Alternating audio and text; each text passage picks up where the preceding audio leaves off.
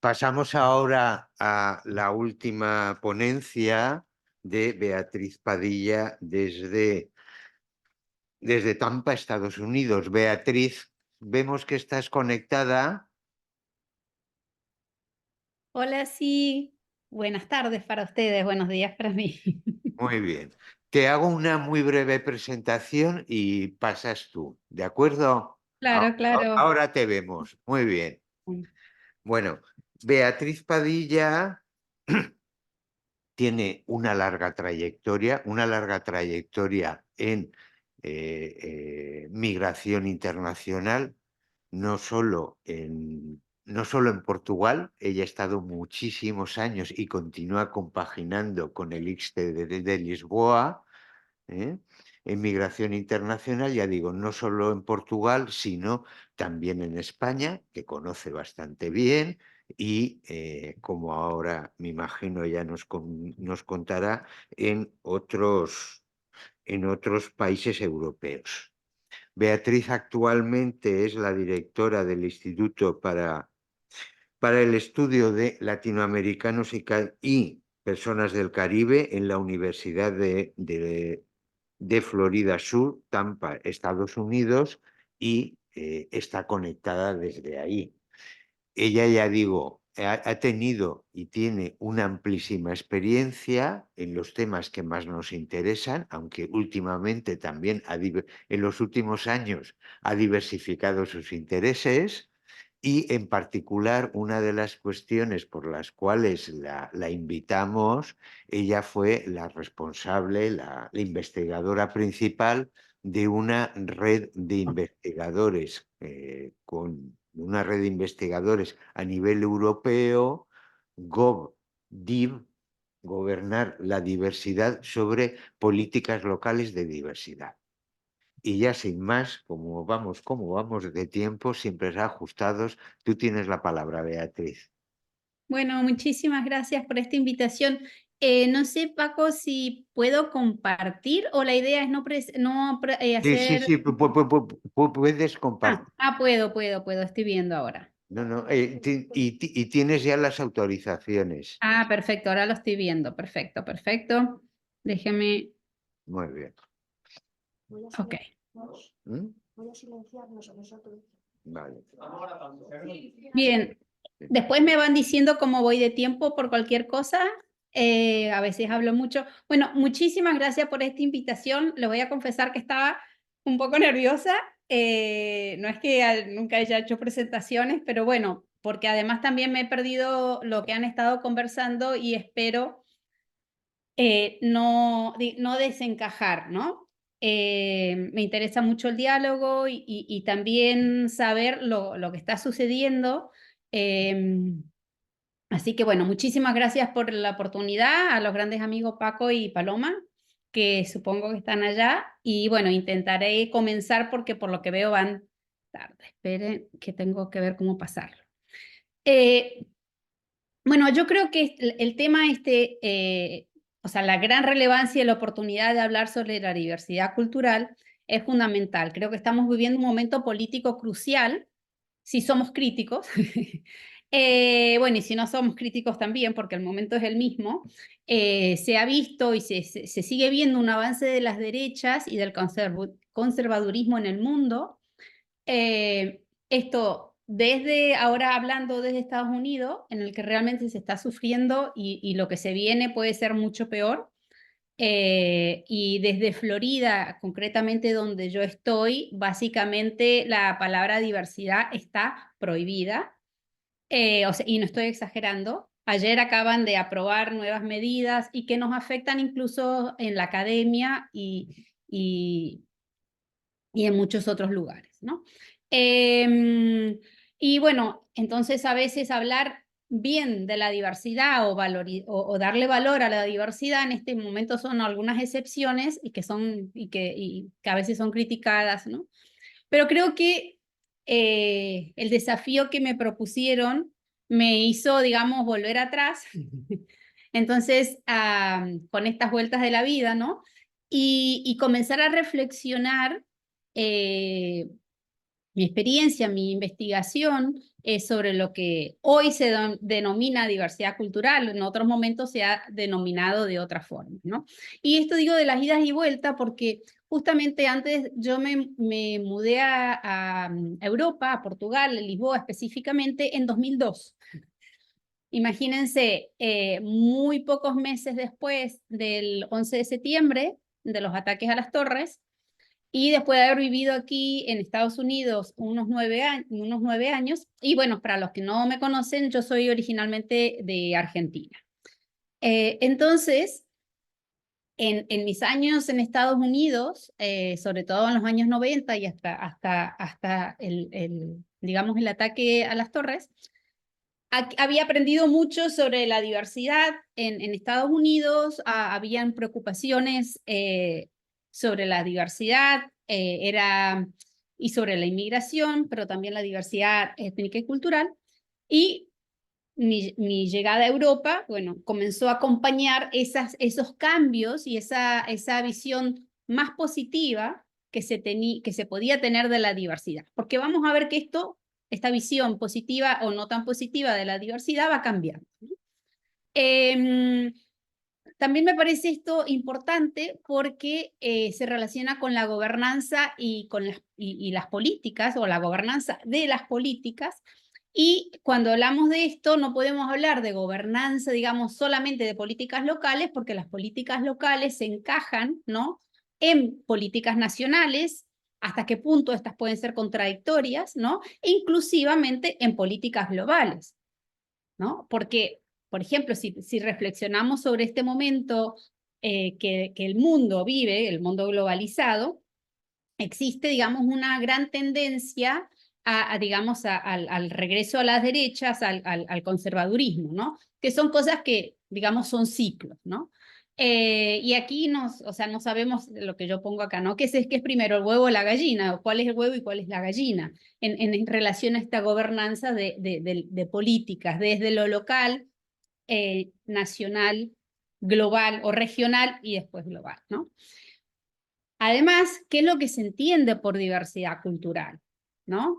¿Quién es el que es diverso? ¿No? ¿Quién es el otro? El que es diferente, los inmigrantes, las minorías étnicas. Podemos incluir las desigualdades de género también en esta concepción de las diversidades. Ya voy a decir por qué. Por ejemplo, como les mencionaba, los temas de diversidad, equidad e inclusión, que hasta hace muy poco eran muy hablados, defendidos, ¿no?, abrazados, por ejemplo, desde Estados Unidos. Ahora se ha pasado de esa visibilidad creciente, sobre todo aquí, que se tuvo durante el COVID, y como todos recordarán, con el asesinato de George Floyd, ¿no?, por la misma policía. Eso generó en Estados Unidos una gran movilización, no que antes no hubieran sucedido eventos como este, pero sí se generó mucha visibilidad, una gran preocupación y, digamos, prestarle atención a todas las cuestiones de diversidad, de equidad, de inclusión. En este caso era más a las comunidades afrodescendientes, pero eso se puede, digamos, se puede haber visto con lentes más grandes, ¿no?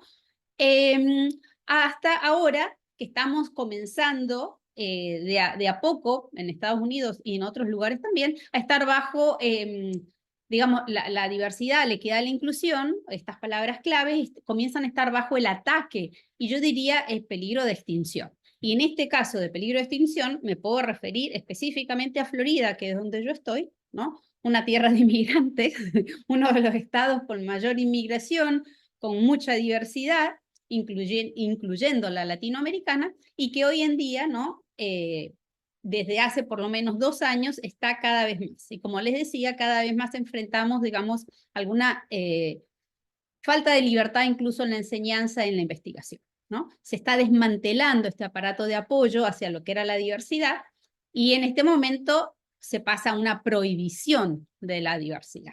Entonces, o sea, no dar apoyo, no dar respuesta a grupos específicos. Sin embargo, este es un buen momento, es un momento histórico para reflexionar y repensar.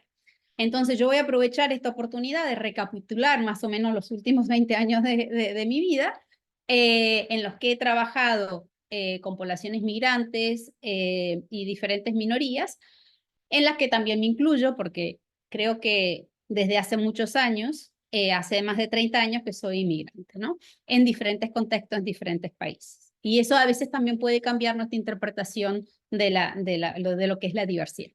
Entonces vamos a pensar hacia dónde vamos, qué es lo que miramos, de quién aprendemos, qué hemos aprendido. Y digo de quién aprendemos porque en su momento yo pienso que en Estados Unidos, en los años 90, aprendí bastante, y si hoy me veo 2024 en este país nuevamente y digo, lo que aprendí ahora es como hay que desaprenderlo, ¿no?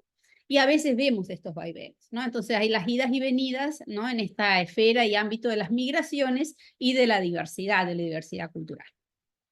Y también aquí pensar en que las crisis, sea como llamemos a las crisis, que a veces son crisis económicas, crisis políticas y otro tipo de crisis de valores, el papel que las crisis pueden tener en estos vaivenes de las políticas y las prácticas de diversidad cultural.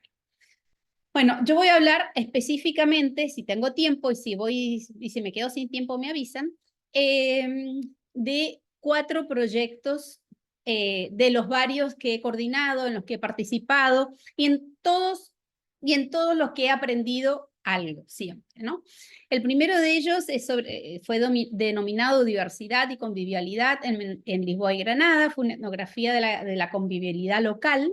Entonces aquí siempre lo local en todos estos proyectos ha sido muy importante, considerando los barrios, las escuelas y un evento cultural o intercultural, realizado en 2 barrios o municipalidades diferentes en el área metropolitana de Lisboa. Se van a familiarizar con Lisboa, especialmente con algunos barrios. El proyecto que mencionó Paco, que es GODIV, es sobre la gobernanza multinivel de la diversidad cultural con una perspectiva comparada, Unión Europea, América Latina, ¿no? Ya hablaré más para no perder tiempo en este momento del proyecto. Voy a hablar también del proyecto AppWeb, que fue un proyecto europeo que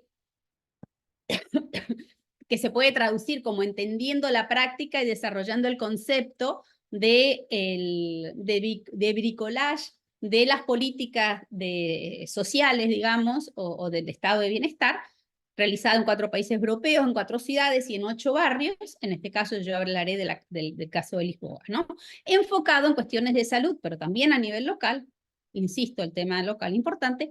Y finalmente voy a hablar de un proyecto que se llamó Trayectorias de Refugio, Análisis de Género, Interseccionalidad y Políticas Públicas, con la idea también de traer no solo las cuestiones de refugio, pero sí también las cuestiones de género, y cómo a veces, si no aplicamos, si no tenemos una lectura interseccionalidad, nos estamos olvidando, ¿no?, que dentro de los refugiados o dentro de las personas en situación de refugio hay mucha diversidad también cultural, étnica, etcétera, etcétera. Algunos aspectos comunes y transversales. Creo que el punto de partida en todos ellos es, ¿no?, este énfasis en lo local, y que no es una coincidencia, porque realmente cuando analizamos ciertos fenómenos, si no tenemos un enfoque local, es muy difícil de hablar de cuestiones así en general, ¿no? Y aquí a veces uno se tiene que cuestionar o intentar entender entre cómo las políticas nacionales y las locales se relacionan o no se relacionan, ¿no? Porque esto va a determinar la relevancia o el énfasis de la capacidad de intervención a nivel local y esas respuestas locales o no, ¿no? Si bien desde, digamos, mediados desde el inicio de este nuevo siglo, se comenzó a hablar mucho de la importancia de lo local, pensamos versus qué, versus lo que era antes, que era hablar de tal vez más de políticas nacionales, con un énfasis menor en lo local. Sin embargo, digamos, esta conversación sigue y a veces vamos en idas y venidas a ver cuál es la relevancia digamos, de las políticas nacionales y locales, hasta qué punto se solapan, hasta qué punto existe, digamos, una integración o una coordinación.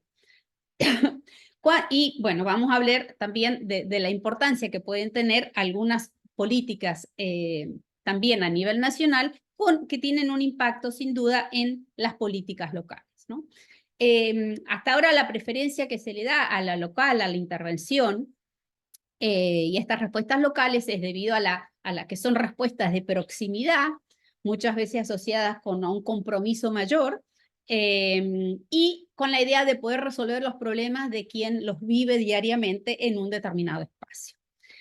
Aquí también podemos preguntarnos si esto es una tendencia real o una moda, y que si a veces, yo a veces soy bastante crítica, ya se van a dar cuenta, si seguimos esta tendencia, porque es una sugerencia, digamos, si así lo podemos ver, de las fuentes que financian la investigación o las intervenciones, o es realmente una necesidad, o ambas cosas, ¿no? Y en esto estoy pensando, por ejemplo, en cómo se integran y cómo se van solapando o no, digamos, las fuentes de financiación para proyectos a nivel europeo, a nivel nacional y a nivel local. Porque si pensamos, muchas de estos sistemas de financiación vienen ya, digamos, insinuados, ¿no? Por políticas europeas o por políticas nacionales, ¿no? Y eso también, digamos, debería ser algo importante para reflexionar. No diciendo que lo local no interesa, pero, digamos, cuáles son las tendencias, si es, digamos, de lo europeo a lo local o al revés, ¿no? Muchos de mis proyectos también tienen, o casi todos diría, una comparación multisituada. Yo creo que este enfoque también puede ser muy interesante porque a veces solo nos damos cuenta de las diferencias cuando comparamos. Entonces aquí comparamos muchas veces comparando países, ciudades y barrios en contextos de diversidad. Y esto lo digo porque, por ejemplo, si bien yo he sido siempre, digamos, con una mirada crítica a ciertas políticas, etcétera, etcétera, en Portugal, claro que si se compara Portugal a nivel de las políticas de migración y de integración, por decir un país también europeo, con Hungría, ¿no? O con Lituania, obviamente hay diferencias abismales, ¿no? Y en ese sentido uno podría decir, bueno, está bien, se pueden mejorar las cosas en Portugal, pero comparativamente eso nos da una tendencia de dónde, digamos, de cómo son las situaciones y cómo son los casos en los diferentes países, ¿no? Solo para dar ejemplos europeos. El estudio digamos, de lo local también puede ser un desafío. Y si bien a veces adoptamos conceptos, por ejemplo, el barrio, la municipalidad, la junta de freguesía, dependiendo de digamos, de cómo está estructurado el país o las autonomías o las regiones autónomas, etcétera, etcétera. Entonces, esto nos lleva a pensar, ¿no? ¿Cuáles son estos desafíos metodológicos y conceptuales, ¿no? ¿Qué es lo local? ¿Cómo estudiar?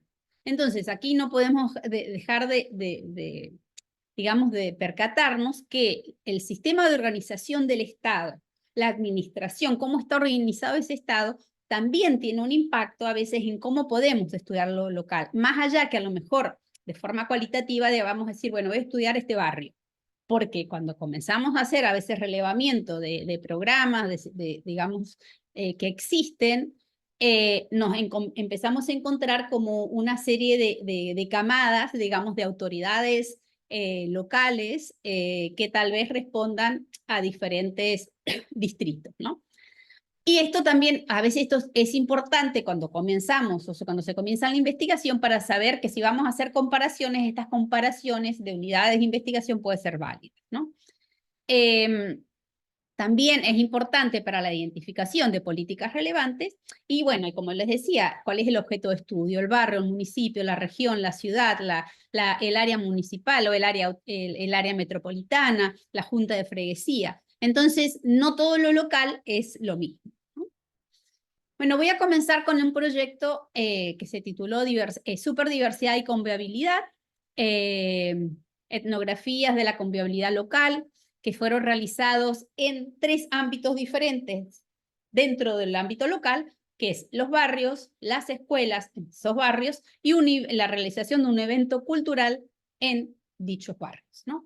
En este proyecto queríamos hacer una contribución teórico-metodológica, donde jugábamos, ensayábamos, poníamos en práctica el concepto de convivialidad de Gilroy y el de superdiversidad de Bertolt Beck, porque en ese momento, es verdad, estaban un poco de moda, pero también nunca habían sido combinados o analizados uno a la par de la otra, más otras perspectivas, como por ejemplo el de la interculturalidad crítica y otros, ¿no?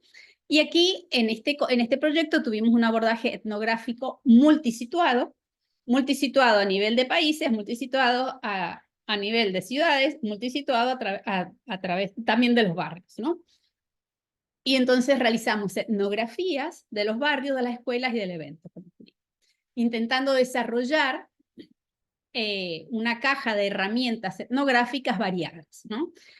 Para los que explorábamos, ¿no? Sobre todo el concepto de convivialidad, cuáles son los tipos de convivialidad, las dimensiones, los contextos de dicha convivialidad, y el de superdiversidad, qué características de la diversidad a nivel local son consideradas o entran o forman parte de este nuevo concepto de la superdiversidad, que en su momento se había puesto de moda, más o menos en 2007, ¿no? Y que muchas veces estas convivialidades y superdiversidades, ¿no? Llevan a comunidades imaginadas, no que necesariamente existan, digamos, con sus límites geográficos o políticos, etc., ¿no?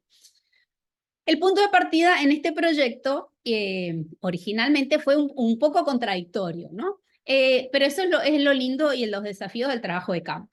Entonces, rápidamente en esta conversación con el campo de estudio, en el trabajo de campo, tuvimos que ir reajustando la mirada. Digamos, fue la necesidad de adaptar, de encontrar, de cómo iríamos a trabajar la definición y la delimitación del barrio, ¿no? Porque también el barrio es una comunidad imaginada, y además, ¿cuál es la mejor unidad para hacerlo, no? Y viendo que en los contextos locales es complejo, es difícil, y que muchas veces, dependiendo, ¿no? Por ejemplo, a veces se habían reorganizado las juntas de freguesías, a veces la idea de barrio involucraba territorios que pertenecían, como digo, a diferentes juntas de freguesía, pero que también tenían pertenencias diferentes a diferentes distritos escolares, a diferentes distritos de salud. Entonces, no es tan fácil porque sobre todo si estamos mirando a estos aspectos, ¿cómo le hacemos? ¿Cómo le hacemos? Y además tenemos que comparar con Granada, que en este caso no iré a hablar de Granada, pero había que llegar a tomar decisiones, ¿no? Y a veces, en alguno de los casos, hubo también que hacer un esfuerzo de delimitación digamos, de cómo consideraríamos los barrios, ¿no? El otro punto de partida que también resultó bastante contradictorio fue que nosotros no íbamos con una carga, digamos, de valores en realidad alrededor del concepto de convivialidad y de diversidad o superdiversidad, pero que a nivel local, cuando comenzamos a hablar con las organizaciones, con los vecinos, etcétera, etcétera, la convivialidad y la diversidad era entendida siempre como problemática o un problema en sí.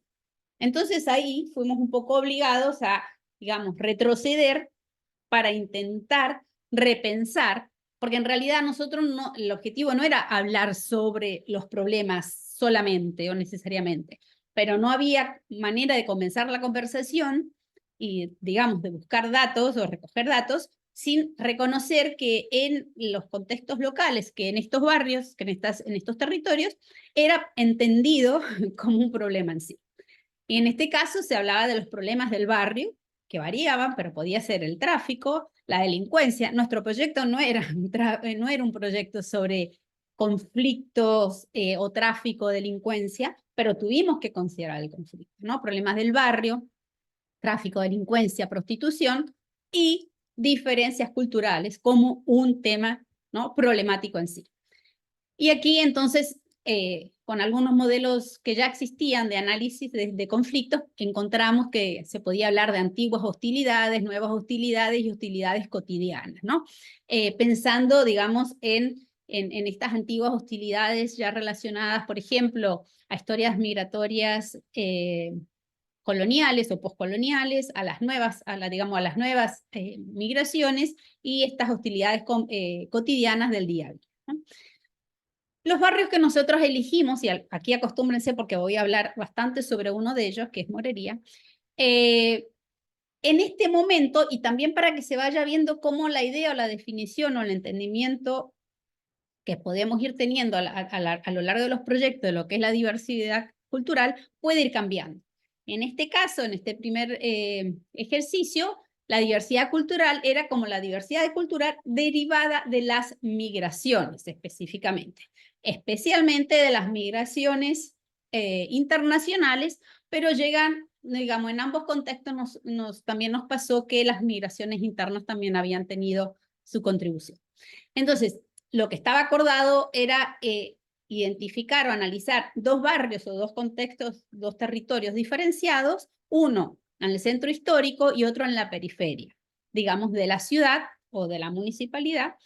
El centro histórico, donde en ese momento la Morería, el barrio seleccionado, comenzaba a vivir procesos de gentrificación iniciales que se han ido consolidando, pero esto, bueno, se lo estoy dando como un adelanto, con bastante precariedad.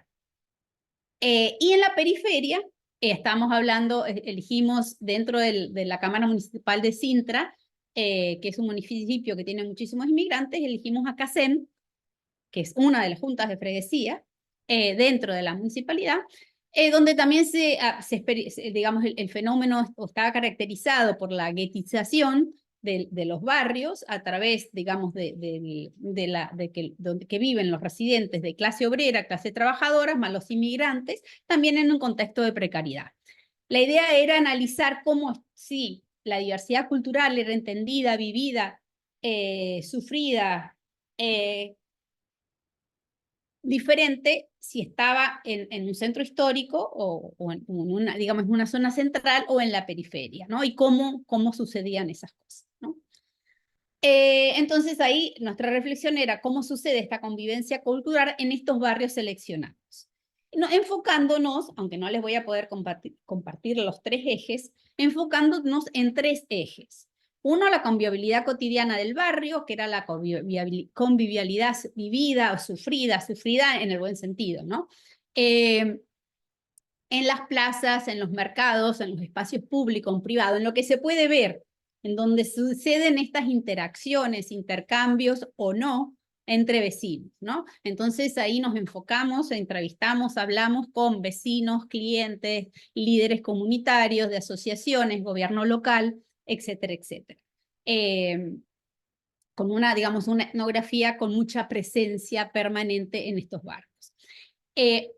Un segundo eje etnográfico fue en el sistema educativo, pensando cómo es que la convivialidad y la diversidad cultural es aprendida o enseñada en el sistema educativo, y en esto incluimos contextos formales como las escuelas e informales como digamos, organizaciones que a través de unos proyectos en Portugal daban actividades y apoyo, digamos, a los jóvenes fuera del ámbito de la escuela.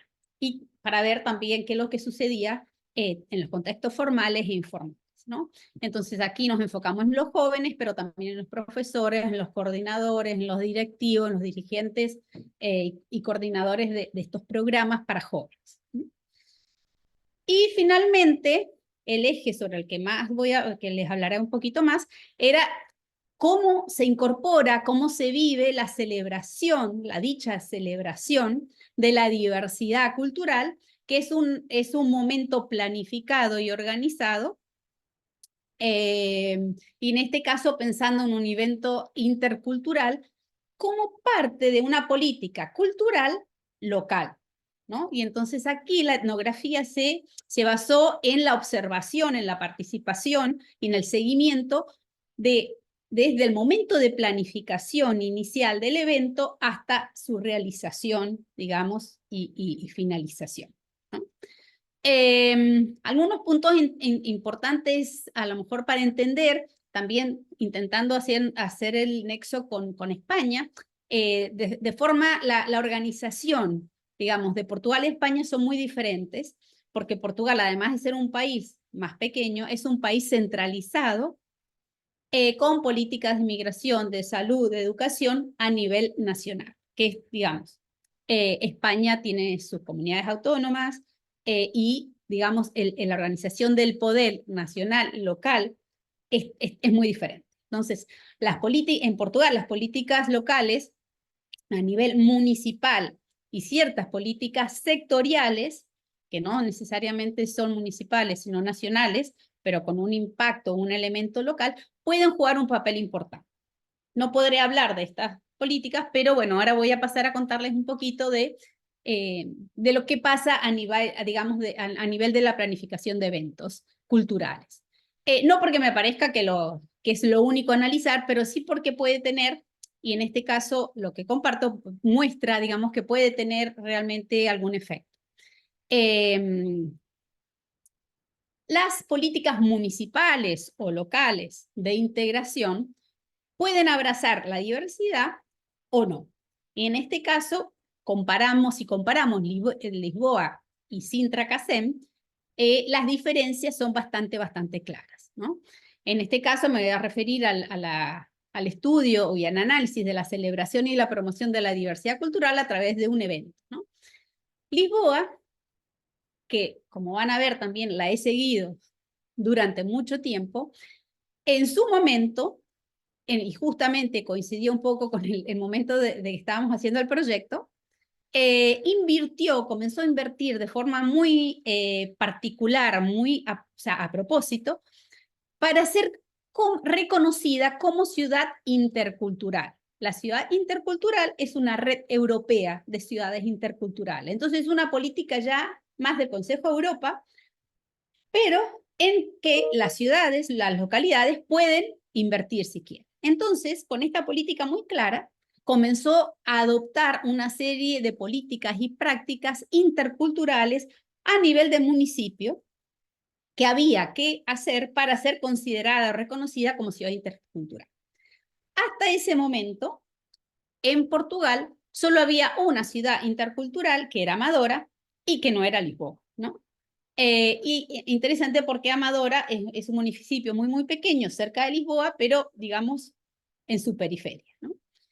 Entonces, la política específica que Lisboa abraza a través de los eventos es la organización del Festival de Todos, que es un festival itinerante que se realiza desde 2009, en el que participa también la Orquesta de Todos, ¿no?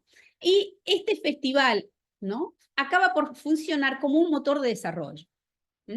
Coincidentemente, esto sucedió en la Morería.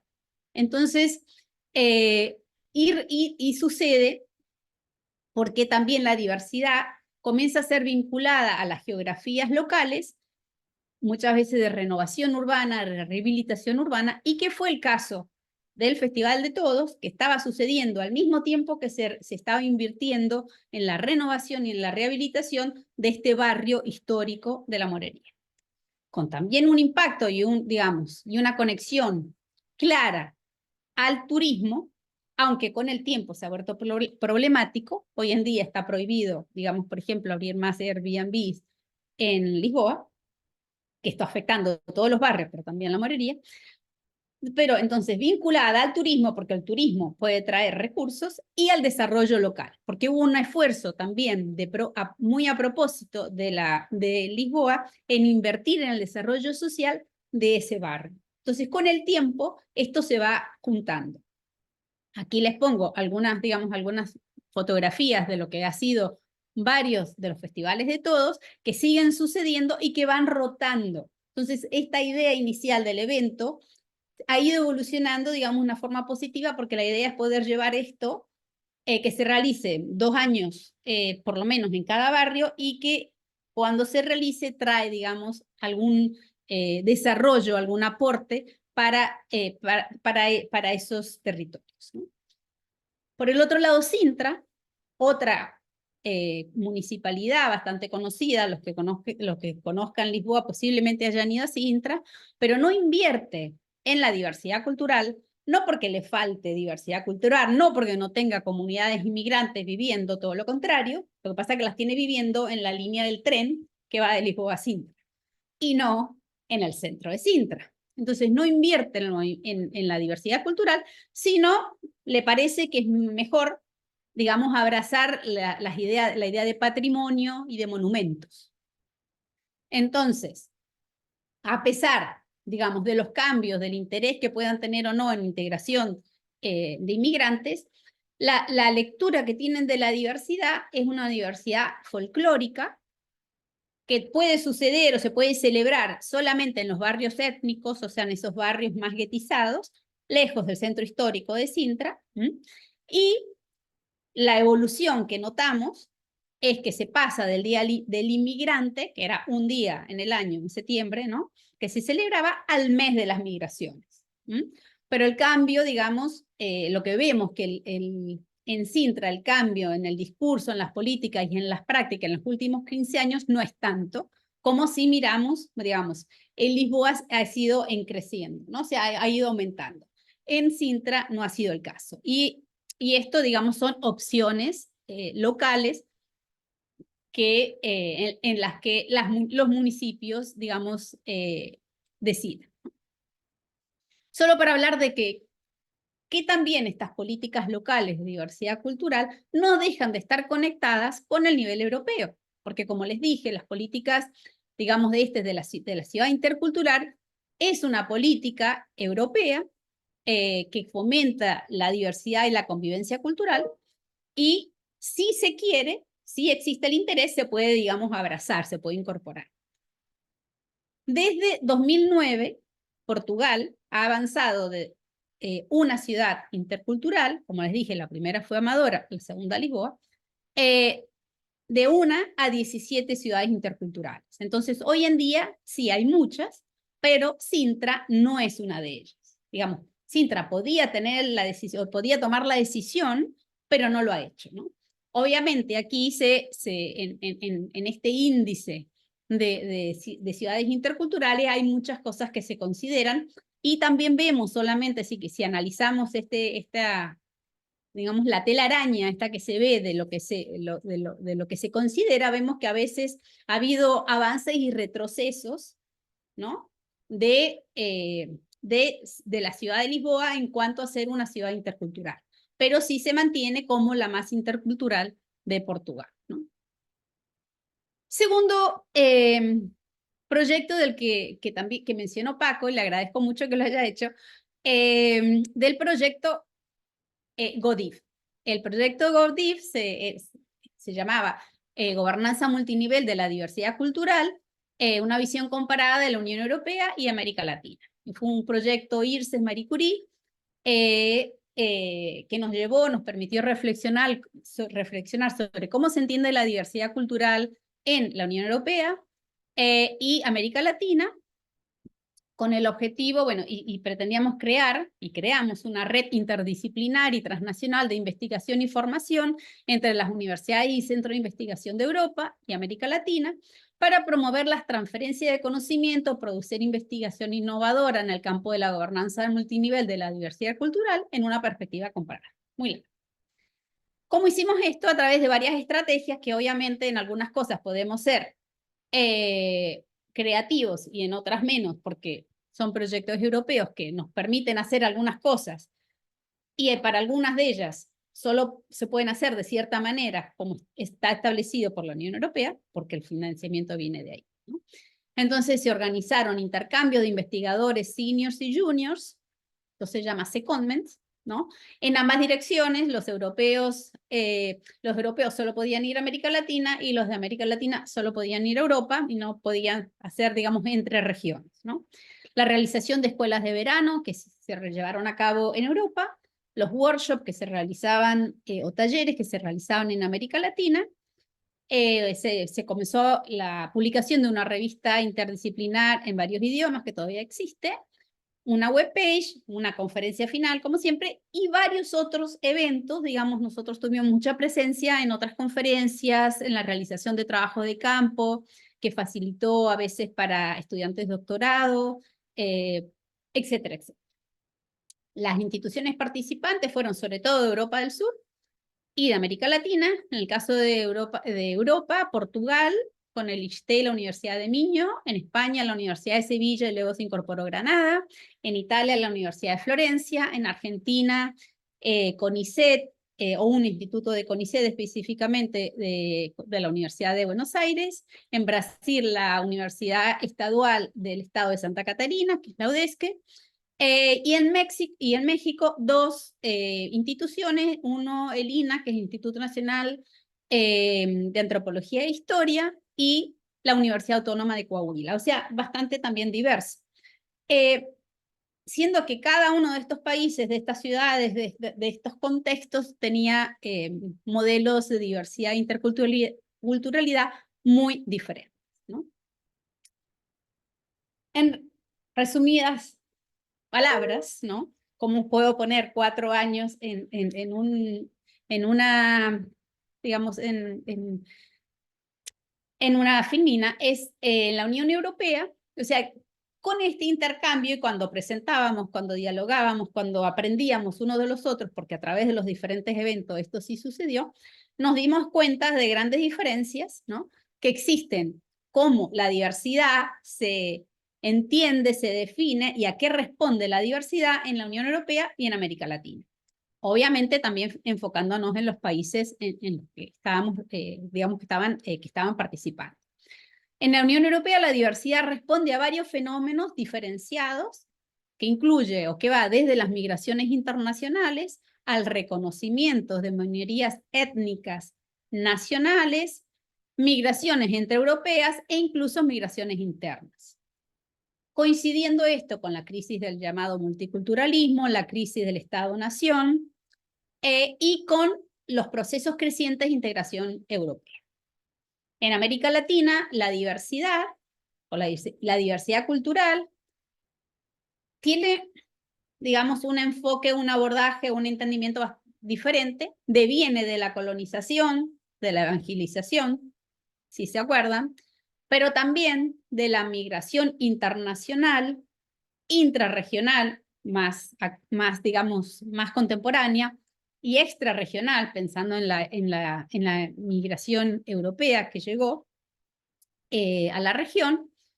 La relación con los pueblos originarios, la relación, ¿no?, generalmente asimétrica de las élites con los pueblos originarios y otras minorías, incluyendo específicamente la más destacada de afrodescendientes, ¿no? Entonces, como vemos, bastante diferente. En la América Latina hay varias propuestas de interculturalidad como modelo alternativo y propuestas críticas, ¿no? También en relación a la diversidad hay otros procesos que conviven, como los procesos de integración regional, que es el NAFTA, o el libre comercio en el que participan Estados Unidos, Canadá y México, que ha tenido un impacto también en la región. Otros procesos de integración como el Mercosur, UNASUR y otros bloques regionales, con impactos, digamos, en la diversidad y en la identidad.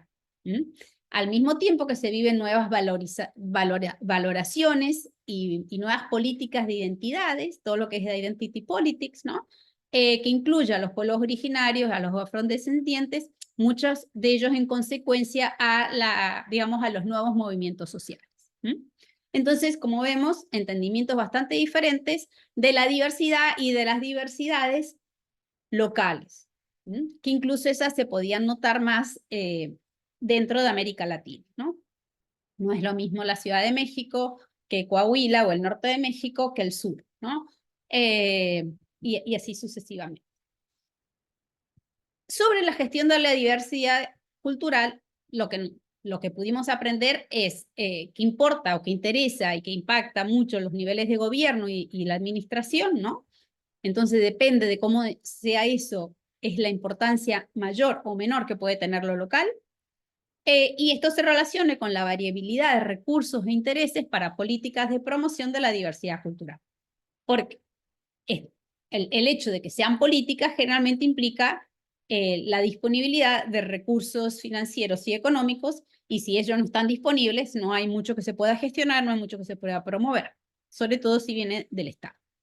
Incluso con la organización, digamos, con la sociedad civil, porque muchas veces los fondos para las organizaciones de sociedad civil también vienen del Estado. Y finalmente una reflexión sobre este tipo de redes académicas, que yo voy a empezar al revés. Creo que fue un proyecto fantástico, muy, digamos, muy enriquecedor para todos los que participábamos, pero no podemos dejar de destacar que las redes académicas no escapan las asimetrías globales, regionales y locales. Y en este sentido es posible me pregunto si es posible el respeto y la promoción a la diversidad cultural cuando los términos del intercambio están sesgados o no son tan justos. Y en esto estoy pensando cómo eran entendidos los socios europeos y los socios latinoamericanos que realmente establecían reglas no muy justas. Sin embargo, como les digo, el intercambio y el aprendizaje valió la pena. Les pido una interrupción de 10 segundos porque me estoy quedando sin batería y me olvidé el cargador. Perdón.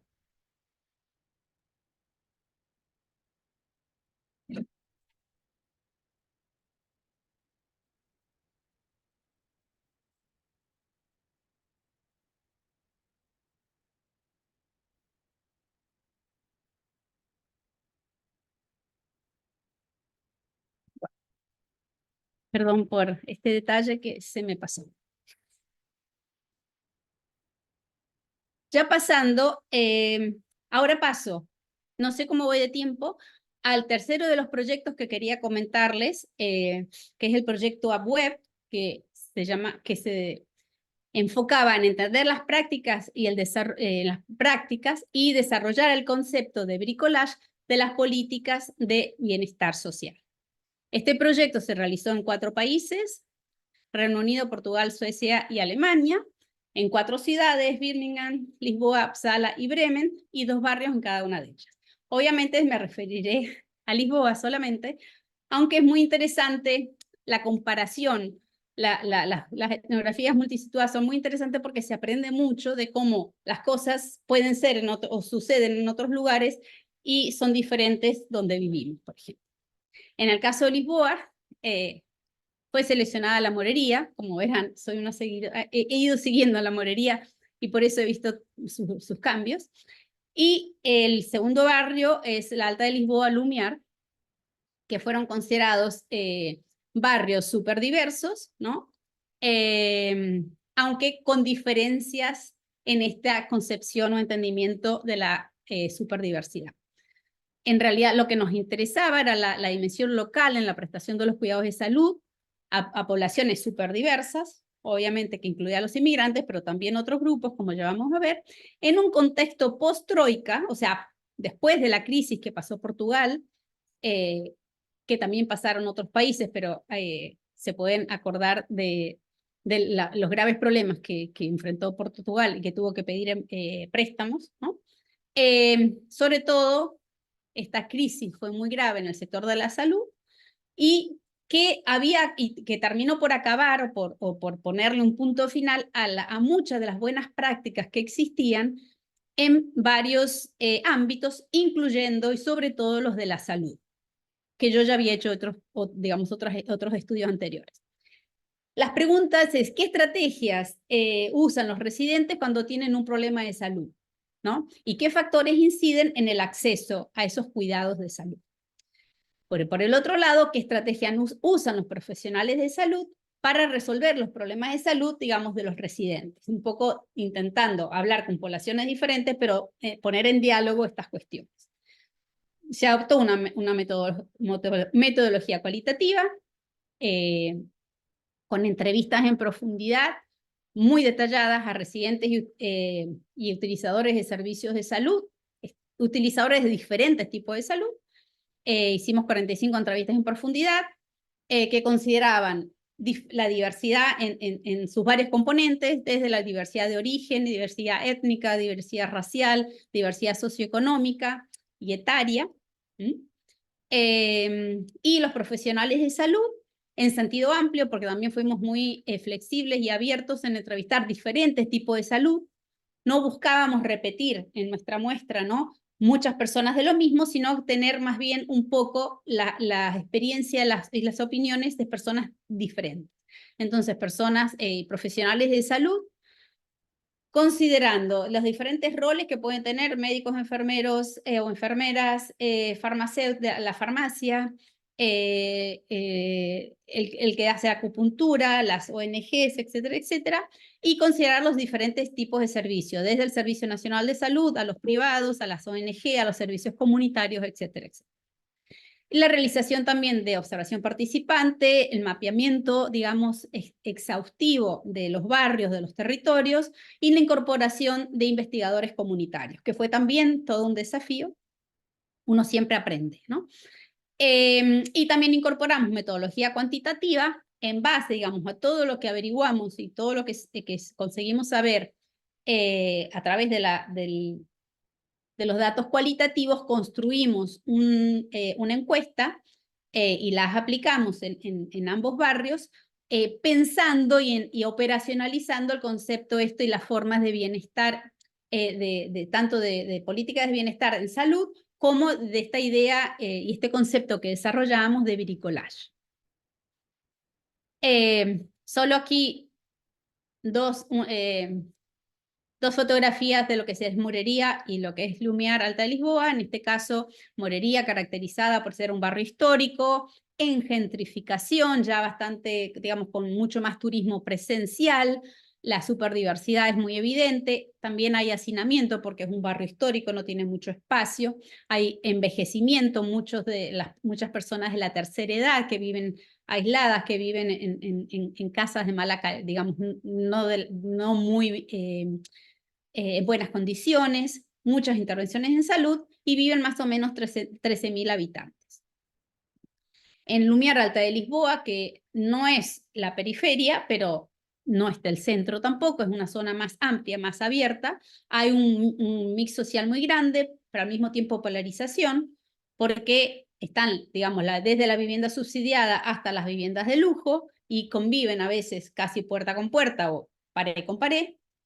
La comunidad está muy organizada, con muchos proyectos. Al mismo tiempo también en ciertos sectores hay consumo y venta de drogas. Y hay mucha, digamos, parte de la diversidad, tal vez sea menos súper diversa, es la inmigración de las excolonias portuguesas, ¿no? Y el Lumiar Alta de Lisboa tiene más o menos 45.000 habitantes. ¿Qué es lo que necesitamos saber un poco para entender? Ahora estamos saltando un poco más a lo que es, en el contexto local, lo que es la salud. En el contexto portugués tenemos que entender una cosa, que el modelo de bienestar, digamos, o de estado de bienestar en la tipología europea, pertenece al sur de Europa. Específicamente se refiere a la existencia, o este modelo del sur de Europa, mediterráneo, y específicamente portugués. Existe una red de apoyos amplia que complementa las fallas de cobertura, especialmente, digamos, del Estado, especialmente de las poblaciones vulnerables, y crea criterios específicos, que va a decidir cuáles son, de elegibilidad para recibir, digamos, otros servicios. El estado de bienestar es débil y se apoya en una sociedad de bienestar fuerte, ¿no? Esta es un poco la idea que define a Portugal. En la crisis que Portugal vivió en 2011, afectó sobre todo a la salud. Y muchos de esos cambios, nosotros es muy posterior al 2011, pero sí vimos que muchos de los cambios que sucedieron en el 2011, por el que, digamos, se empeoró mucho el Sistema Nacional de Salud y, digamos, todas las políticas de diversidad específicas para migrantes y para otras poblaciones vulnerables, fueron desapareciendo, ¿no? Y entonces, una vez que terminó la austeridad, no se volvieron a políticas anteriores. Entonces, eso marcó. Por otro lado, Portugal sí tiene comparativamente, insisto, políticas migratorias amigables, pero, sin embargo, sigue perdurando el ciclo de la irregularidad. O sea, muchas veces es más, digamos, las políticas estas amigables permiten que los inmigrantes se regularicen, pero después vuelven siempre a caer en la irregularidad. Entonces habría que encontrar, y es, digamos, una solución a eso, porque eso siempre sigue siendo un problema. En relación al sistema de salud, Portugal tiene un sistema bastante complejo. El Sistema Nacional de Salud es universal, pero está condicionado por varias, digamos, varias modificaciones que se fueron haciendo, pero tienen otros sistemas de salud paralelo, por ejemplo, el de empleados públicos, el privado, las ONGs, la misericordia, el sistema, todo el sistema específico de la Casa de la Misericordia para población, digamos, muy vulnerable, y que últimamente comenzó a incluir a los inmigrantes, ¿no? Dentro de digamos, del Sistema Nacional de Salud, una práctica muy común, sobre todo ante la falta de cobertura, es buscar solución caso a caso y no los cambios sistemáticos. Entonces eso vimos que es una cosa que se repetía en ambos barrios, y que en ambos barrios también habían ONGs o prácticas, ¿no?, de la sociedad civil con intervenciones bien específicas a ciertas poblaciones. Por ejemplo, para ciertas poblaciones de riesgo vulnerables como ancianos, toxicodependientes, personas con HIV, etc., ¿no? Y por otro lado, algunas que ofrecían prácticas de medicinas alternativas que comenzaban a crecer, ¿no? Entonces, la pregunta que nos hacíamos era hasta qué punto las políticas de salud, que generalmente son nacionales, junto con las de inmigración y las de integración, muchas de ellas que también las de inmigración siempre son nacionales, las de integración pueden variar, dejan espacio para que las políticas y las prácticas locales ejerzan un impacto en la prestación de los cuidados de salud a poblaciones diversas, ¿no? Y aquí voy a hablar un poquito más de las prácticas de bricolage que nosotros identificamos. Nosotros queríamos elaborar inicialmente el concepto de bricolage, y pensábamos sobre todo en el bricolage de los residentes. Pero fue interesante porque identificamos que el bricolage es hecho tanto por los residentes, digamos, como por los profesionales de salud, ¿no? Más allá de que muchas veces existan encontronazos, ¿no? Entonces los usuarios, los residentes tienden a utilizar recursos, digamos, para resolver sus problemas de salud, recursos formales como el Sistema Nacional, el Servicio Nacional de Salud, el Sistema de la Santa Casa de la Misericordia de Lisboa, los seguros privados o los seguros low cost que se habían, digamos, de costo bajo, que se habían puesto de moda, las cooperativas, los subsistemas de los empleados públicos, las farmacias, etc. Pero estos son todos recursos formales. También se utiliza mucho, y aquí nuestra idea era una visión amplia y de la salud, no solo digamos, de las cuestiones del Sistema Nacional de Salud y de los médicos. Entonces, muchos recursos informales que incluyen consejo de amigos y familiares, Internet, el recurso de la Internet y de redes sociales, tanto a nivel local como internacional, ¿no? La búsqueda de esta información es incluso global. La realización y adopción de remeros caseros, el alimento, la comida como medicina, el apoyo, sobre todo de las ONGs para acceder a servicios, la incorporación de medicinas alternativas como acupuntura, ayurveda, curanderos, etcétera, etcétera. O sea, estaba todo contemplado. En base a esto, o sea, con la combinación de recursos y las relaciones con los diferentes prestadores de cuidados u otras informaciones, los usuarios, los residentes, desarrollaron diferentes tipos de bricolage para resolver sus problemas, y aquí identificamos mucho de este bricolage, ¿no?, que existe dentro del Sistema Nacional de Salud, otro que es mixto, o sea, que combina todo lo que se pueda combinar y dependiendo de la situación, el de medicina, el recurso, el uso, incorporación de medicinas alternativas o semejantes cada vez más, y otros que realmente, debido a las malas experiencias, deciden evitar siempre que puedan el Servicio Nacional de Salud. El Servicio Nacional de Salud. Y que muchas veces hacen todo como fuera del sistema. Por el otro lado, pasando a los profesionales de salud, ellos también hacen bricolage o colaboran con el bricolage o para, digamos, dar una mejor respuesta cuando, digamos, ese es el énfasis que hacen a los residentes. Por un lado, invierten en construcción de relaciones de confianza y de proximidad con ellos. No digo que lo hagan todos, pero sí lo identificamos, facilitan la comunicación utilizando diferentes tecnologías, incluso cuando no se pueden comunicar, como usando para traductor, hojas de anotaciones, materiales traducidos, etcétera, etcétera. Practican lo que se llama escucha activa, digamos como una forma de mostrar sensibilidad, porque también lleva al empoderamiento. Muchos, en la medida de lo posible, y esto a veces sí es un problema, intentan o adoptan la flexibilidad, la personalización del servicio, ayudan a navegar el sistema, aunque esto a veces es una contradicción porque el sistema en general a veces no lo permite porque tiene muy controlado el tiempo que le pueden dedicar a los residentes. Mucha referenciación a otras entidades y servicios y trabajo en red, que esto es bastante común, por lo menos en Portugal, pero en estos barrios lo vimos de forma especial.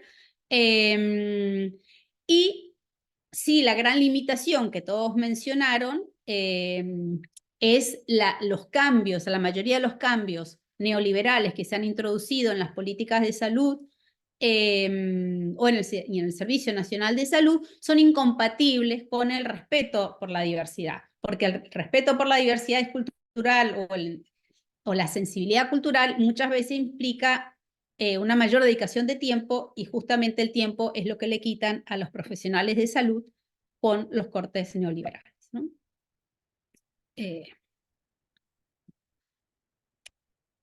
Rápidamente, ¿qué es lo que hace la diferencia? ¿Y qué tipo de diferencia? Por ejemplo, básicamente muchos de ellos son obvios, la verdad, y muchos de ellos también se relacionan o tienen que ver con intervenciones a nivel local. Tener médico de familia, y obviamente sí tienen estatuto legal, pero tener médico de familia sí hace la diferencia y siempre hace la diferencia, por muchísimos motivos, para darle respuestas a los problemas, ¿no? Porque se genera una proximidad o otro tipo de vínculos. Sin embargo, una situación que se ve permanentemente en Portugal es esta crisis del médico de familia porque no hay y muchos residentes no la tienen. Entonces, quien no tiene médico de familia tiene una situación peor, ¿no? ¿Qué sucede también? Es que muchas veces los inmigrantes tienden a tener menos médicos de familia que los no inmigrantes. Las intervenciones en unidades móviles, ¿no? Intervenciones muy específicas, localizadas, con ciertas poblaciones vulnerables tienden a ser muy positivas. El uso de la discrecionalidad es una cosa muy común en Portugal.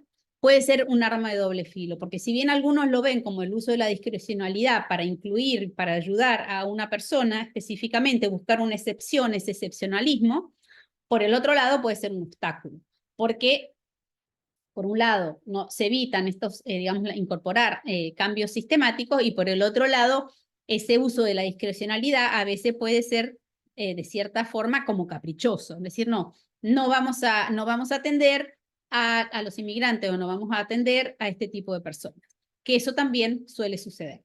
Y muchas veces la persona o este tipo de prácticas ni siquiera es realizada por los mismos profesionales de salud, pero por las personas que suelen trabajar como en el balcón, digamos, de entrada.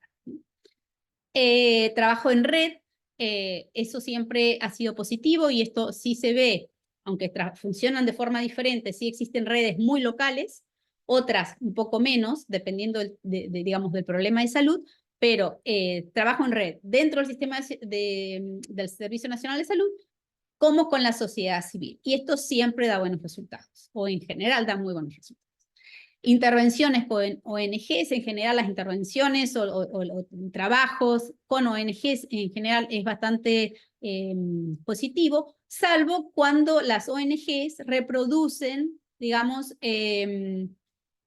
reproducen padrones de discriminación. Por ejemplo, muchas veces se utiliza el concepto de personas reincidentes. Esto ya lo hizo una vez, ahora no lo va a hacer más, nosotros ya no la ayudamos. Y esto sucedió, por ejemplo, en el caso de mujeres embarazadas que por ejemplo, se quedaban embarazadas porque no les daban los servicios que necesitaban anticonceptivos, y después no las querían atender porque habían quedado embarazadas. O sea, un poco esta incoherencia, ¿no? Y la sociedad civil, ¿no? Cuando, digamos, cumple un papel bastante importante en ayudar, en complementar, ¿no? Lo que el Estado a veces no hace. Entonces aquí es cuando a veces la sociedad de bienestar es más fuerte que el estado de bienestar, ¿no? Y aquí puede ser que ciertas personas o profesionales de salud cumplan un papel importante, o la enfermera o la trabajadora social o el médico o el mediador, que, digamos, juegan este papel excepcional para ayudar a resolver un problema, aunque no es incorporado de forma sistemática. Muchas acciones e intervenciones son locales o descansan en relaciones de proximidad local y del trabajo en red, aunque no siempre son aplicables o replicables en todos los barrios, en todas las localidades, ¿no? Por ejemplo, la nueva organización del Sistema Nacional de Salud ha traído algunas ventajas y algunas desventajas en dar respuestas a estas poblaciones, digamos, diferentes. Por ejemplo, a nivel de centro de salud es muy bueno que el centro de salud se pueda convertir en una unidad de salud familiar, pero al mismo tiempo, al convertirse, porque le da más recursos, etcétera, etcétera, cuando se convierte en una unidad de salud familiar, ya deja de poder recibir o de poder atender a inmigrantes que no tienen digamos, una tarjeta de usuario, o que es inmigrante no regularizado. Entonces, por un lado, se incorpora y se da mejor respuesta, pero por el otro, la persona que más lo necesita tal vez quede excluida. Entonces, es una práctica que se ve. Aquí solo les quería compartir una herramienta metodológica que usamos, que es, digamos, una línea de tiempo que identifica y ilustra las barreras de acceso, en este caso de Ava, una pakistanesa de 31 años que vivía en la Morería y que no estaba regularizada y tuvo un problema de salud, ¿no? Y demoró aproximadamente 8 meses en poder entender lo que tenía y en poder recibir una respuesta. Entonces aquí vemos cómo toda su trayectoria, ¿no? En toda ella tuvo que lidiar con el centro de salud, en el que muchas veces no fue dando respuestas, con una asociación de migrantes en particular, que fue la que le ayudó y estuvo, digamos, abogando por ella para poder resolver sus problemas.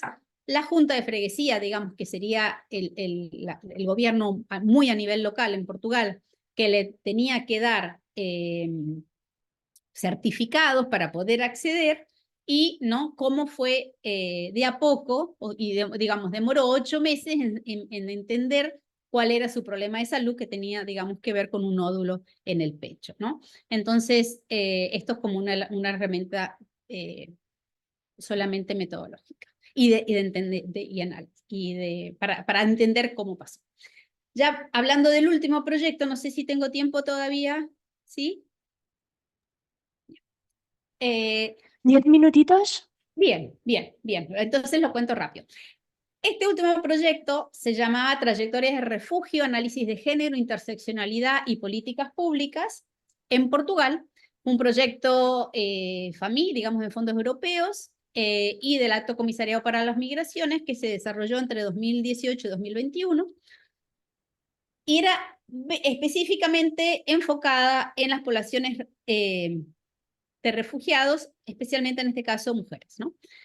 Nuestro objetivo era describir las trayectorias de las mujeres en situación de refugio, y aquí es más correcto usar situación de refugio que refugiada, pero a veces yo me voy a referir a refugiada porque es más fácil, ¿no? Pero es esta situación de refugio, y analizar sus experiencias a través de una perspectiva de género, y aquí nos queríamos enfocar mucho en la cuestión de género, analizar los programas de recepción e integración y las respuestas ofrecidas a las mujeres y a sus familias en el área metropolitana de Lisboa, o sea, observando esta dimensión local, identificar posibles caminos de intervención que permitan mejorar la capacidad de acción colectiva, intervención e inserción social, económica, cultural y política de las mujeres en situación de refugio en Portugal, y facilitar la construcción de alianzas comunitarias con entidades de la sociedad civil, la academia y las refugiadas para dar sustentabilidad al proyecto y generar nuevos apoyos, redes hacia y con las comunidades de refugiados. Digamos, estos eran los grandes objetivos.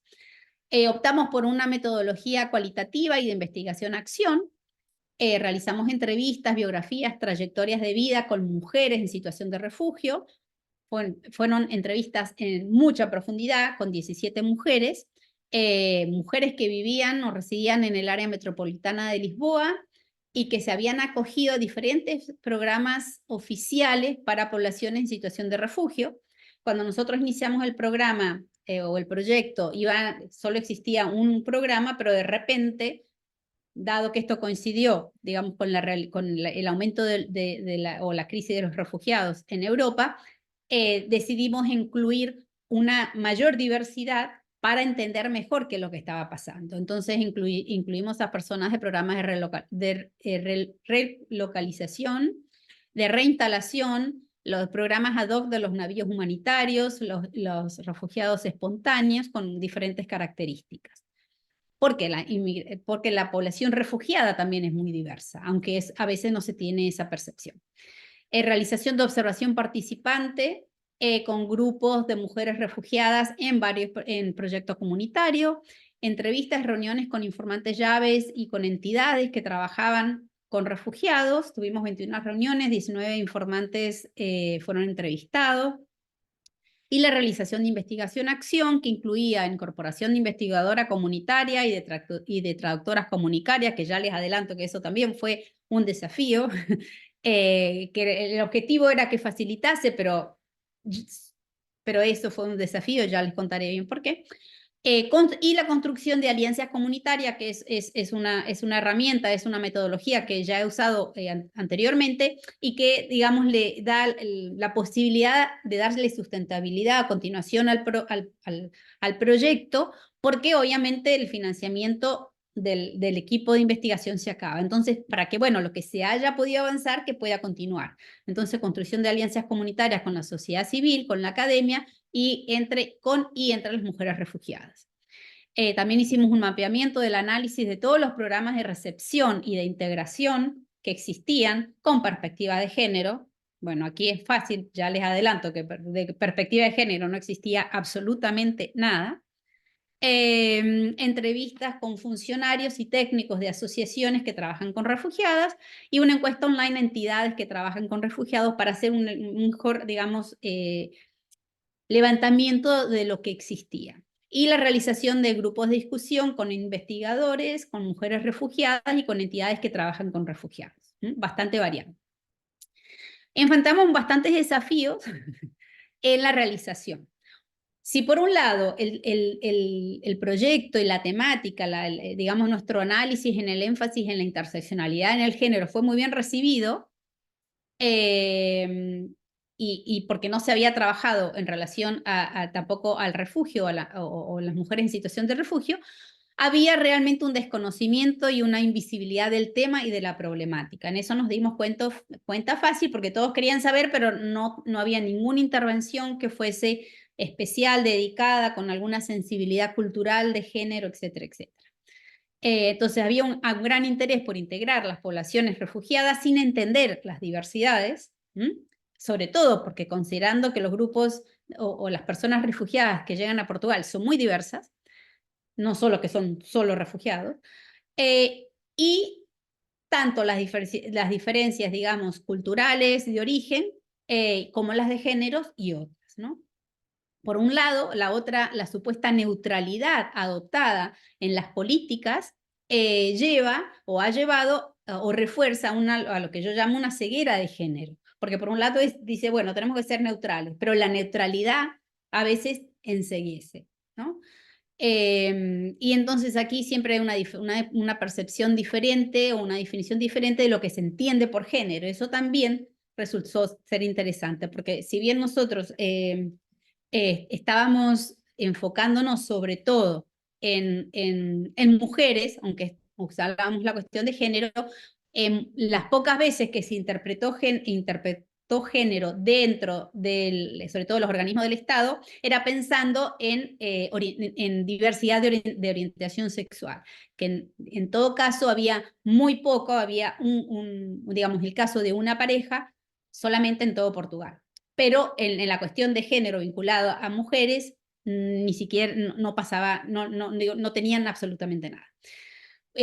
Hubo bastantes desafíos burocráticos y administrativos, incluso en proyectos que son pensados a propósito digamos, dentro del FAMI para poblaciones específicas, y era, digamos, tanto del programa FAMI como de la propia universidad. Y era la dificultad en contratar a refugiadas o inmigrantes para que pudieran ser investigadoras comunitarias, porque eso es lo que necesitábamos, ¿no? Entonces, eso fue bastante complicado y las soluciones nunca son las óptimas, ¿no? Pero era lo posible. Dificultades también en el reclutamiento y acceso a mujeres en situación de refugio, porque una cosa son, digamos, tener acceso a mujeres inmigrantes suele ser más simple que llegar a las mujeres o refugiadas o en situación de refugio, porque son poblaciones, digamos, más circunscriptas y que a las cuales a veces se puede tener acceso a través o de entidades gubernamentales o de entidades que las estén protegiendo. Entonces, muchas de estas entidades se sentían dueñas de las poblaciones refugiadas y no dejaban que existiera ese contacto. Entonces, fue todo un trabajo, digamos, de desbrave de poder llegar a algunas refugiadas. Después, obviamente, todas las dificultades de comunicación por cuestiones de lengua, de traducción, y de que pudieran entender quiénes éramos. En este caso, sí voy a confesar, digamos, como una barrera que nosotros no habíamos previsto, tal vez puede ser por a veces la falta de realismo, que incluso quienes hemos trabajado con inmigrantes durante mucho tiempo y con refugiados podemos tener, es pensar de que porque somos extranjeras, porque somos inmigrantes, a lo mejor este otro grupo de extranjeras y de inmigrantes puede ver alguna proximidad. Y eso no necesariamente ocurre porque, digamos, el grupo nuestro, aunque éramos 3 mujeres inmigrantes, no necesariamente las refugiadas nos entendían o nos percibían como inmigrantes porque, digamos, no éramos musulmanas, no usábamos el hijab, etcétera, etcétera. Entonces eso también fue un trabajo e inclusivamente, ya para adelantarles, una de las investigadoras comunitarias que muchas veces digamos, se incorporamos al equipo para poder tener una comunicación más fluyente y más directa con el grupo en estudio, fue una situación más complicada porque, por ejemplo, primero encontrar a alguien en Portugal donde no había tantos sirios, identificar a alguien que pudiera ser, digamos, de mediador era muy difícil y cuando lo hicimos habían muchísimas limitaciones para lo que podía ser y una de las únicas personas que encontramos, si bien era siria, era de origen kurdo. Entonces no usaba el hijab y era más joven. Entonces eso a veces incluso generaba alguna que otra barrera de la misma investigadora comunitaria para poder hablar con algunas de las refugiadas sirias, solamente para dar un ejemplo. Entonces, eso sí, realmente para el futuro, yo aprendí que tengo que intentar, digamos, solucionarlo o buscar algunas alternativas, aunque la verdad que no habían muchas posibilidades de resolver ciertas situaciones. También a otras cuestiones como fue la sensibilidad cultural del tema para las mujeres. Ese era un tema que ellas apreciaban, pero muchas veces tenían poca disponibilidad de tiempo, mucha desconfianza, habían tenido experiencias negativas previas con periodistas y a veces con algunas personas de ONGs, entonces era muy difícil a veces ganar la confianza, ¿no? Porque muchas veces las periodistas prometían, decían cosas que después no cumplían, entonces después cualquier persona de afuera que llegara no era bien recibida. Algunas cuestiones muy rápidas para terminar. Hubo siempre una relación compleja y difícil que ellas denunciaron, una relación compleja y difícil con las entidades gubernamentales y también con las de la sociedad civil, por una falta de comunicación y entendimiento, muchas veces porque se seleccionaron ONGs que no tenían ninguna experiencia con refugiados, incluso con inmigrantes, y había poca capacidad de adaptación. Muchas veces la movilidad social descendente abrupta que sufrían las refugiadas no les permite ningún tipo de empoderamiento o las inmovilizaba. Entonces, esto me pareció muy interesante en la narrativa de una de las refugiadas que dijo: en Portugal soy una mendiga. Es una situación que nunca había enfrentado, y lo que pasa es que a los inmigrantes o a los refugiados en Portugal, la idea predominante hacia ellos es que son pobres, que son miserables. Entonces es una situación realmente que no facilite la comunicación. La maternidad fue una experiencia muy difícil para casi todas ellas, en un país desconocido, sin red de apoyo, sin saber a quién preguntarle, sin saber, digamos, cómo moverse. Con mucho miedo de no poder apoyar a los hijos y asegurarles un futuro, y por el otro lado había una falta de aceptación de la sociedad y de la entidad a que las mujeres refugiadas pudieran tener otras formas de vivir y de querer ejercer la maternidad. Digamos, en este caso podríamos decir como el sesgo del occidente. Tiene que ser una mujer liberada. Entonces eso estuvo muy presente. Y esto se vio más, sobre todo en los papeles de género y en la relación al mercado de trabajo, como existe este sesgo occidental o del norte global, la mujer está obligada a trabajar. Y esa era desde el primer día que llegaban a Portugal, era: ustedes tienen que trabajar. No hablaban la lengua, nada, pero tienen que trabajar, tienen que salir de su casa. Como si estar en su casa y cuidar a su familia fuera algo malo, ¿no? Entonces ya mucho prejuicio. Nuevamente, prejuicio contra las mujeres no occidentales por ser vistas como pobres, indefensas, etcétera, etcétera, asumiendo una victimización.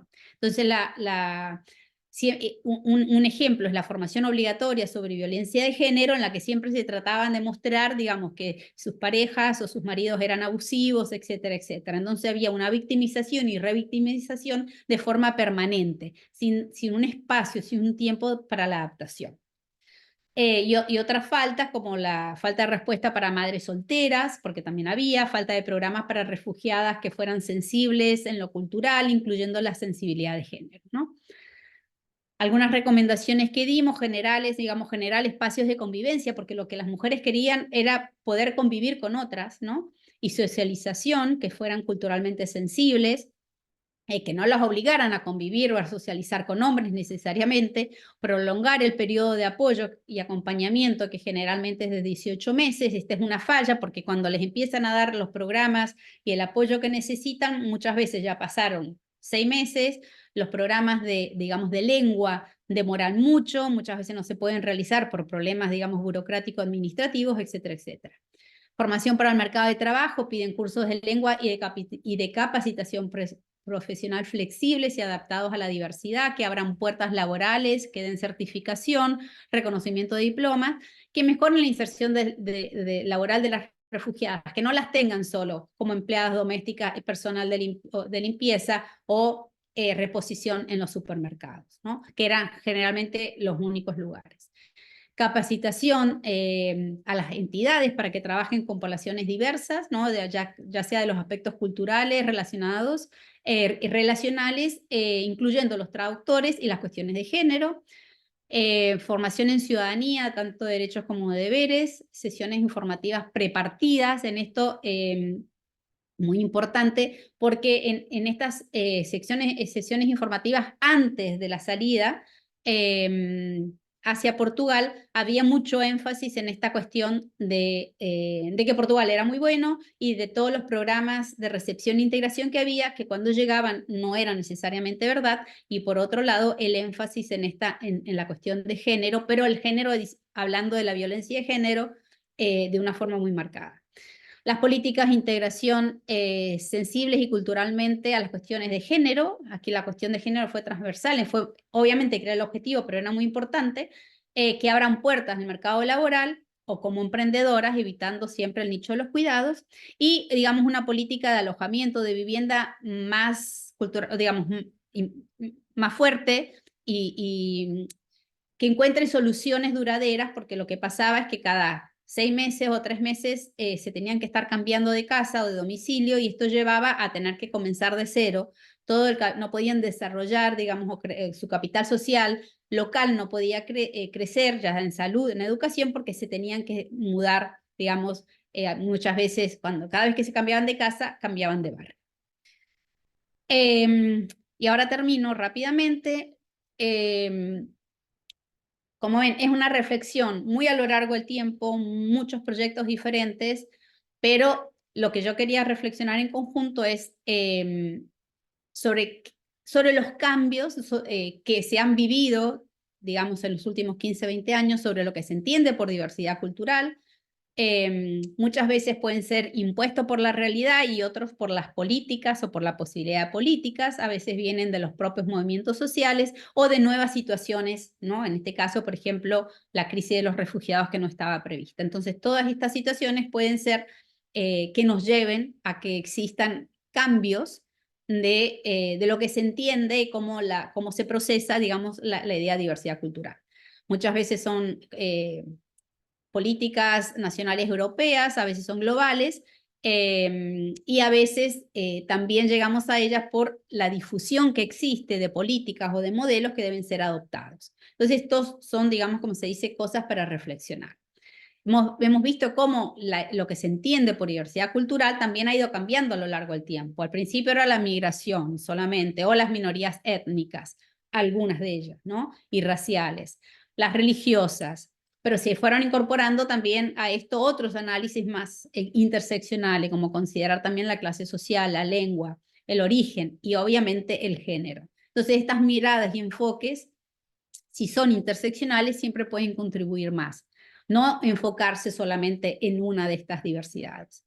Y además, con el tiempo comienzan a haber nuevas dimensiones que se consideran dentro de la diversidad, como la discapacidad o las habilidades diferentes, etcétera, etcétera. Entonces sería importante reflexionar hasta qué punto esto es posible o es compatible o conviene, digamos, que abajo digamos, del letrero diversidad cultural entren todo este conjunto de situaciones. Por otro lado, reflexiones y desafíos sobre cómo pensar y repensar la definición y la operacionalización de lo que es local. Es el barrio, es el municipio, es el distrito escolar, es el distrito de salud, cómo conciliar todos en uno. Entonces, ¿hasta qué punto las intervenciones locales pueden ser a veces independientes y efectivas e ir en contra de las políticas nacionales o de la Unión Europea, o pueden ser líderes, o a veces pueden ser líderes, digamos, y generar nuevos movimientos y cambios, ¿no? También vemos como los vaivenes que han causado las crisis, muchas de ellas económicas, ¿no?, sucesivas, tienen un impacto a nivel de recursos y sobre las percepciones de la sociedad. Hace poco leí un artículo que hablaba de la fatiga, cómo las sociedades, nuestras sociedades a veces se cansan de cuando un problema es repetitivo. Y daba el caso inclusivamente en esto de refugiados. Entonces, eso también es algo para reflexionar. Entonces, hemos recorrido un largo camino de altos y bajos, de cambios profundos, muchas veces para bien, otras no tanto, y pienso que con el crecimiento de la derecha que está sucediendo de forma más generalizada, con sus excepciones, esto puede ser un problema. Y digo sus excepciones, pero muchas veces cuando existe un cierto excepcionalismo, digamos, la mayoría se encarga de apagar o de terminar con esas excepciones. Por ejemplo, solo para dar un ejemplo, en Portugal en 2019 nace un nuevo partido político, se llama Basta, en el portugués llega, y nace a favor de la civilización occidental, es anti-migración, anti-islámico, anti-gitanos, populista, ¿no? El representante líder es un representante, digamos, local de uno de los municipios con más inmigrantes y minorías étnicas, y hoy en día es la tercera fuerza política. Entonces, digamos, creo que todo esto nos lleva a reflexiones serias. Bueno, y también sé que España está pasando por situaciones semejantes. Bueno, muchísimas gracias por escucharme.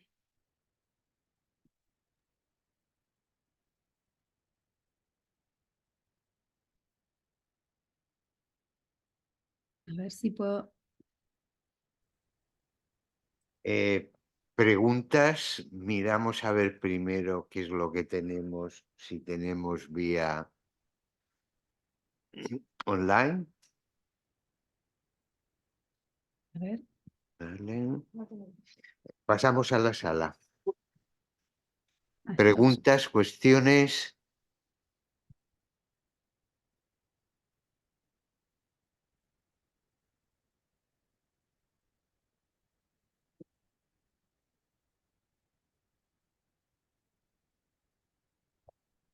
Sí, quería decirle a Beatriz, a darle las gracias a Beatriz porque es complicado también generar, ¿no?, una propuesta así larga, online. Nos hubiese gustado mucho tenerte por aquí, en Valencia, ¿no? Gracias por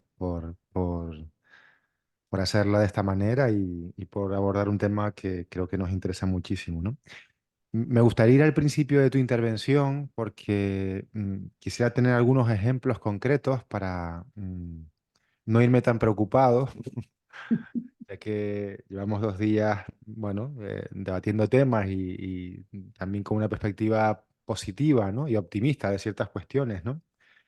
Decías al principio que bueno, que en Estados Unidos todo lo que tiene que ver con diversidad se está anulando, está desapareciendo incluso el propio concepto, ¿no?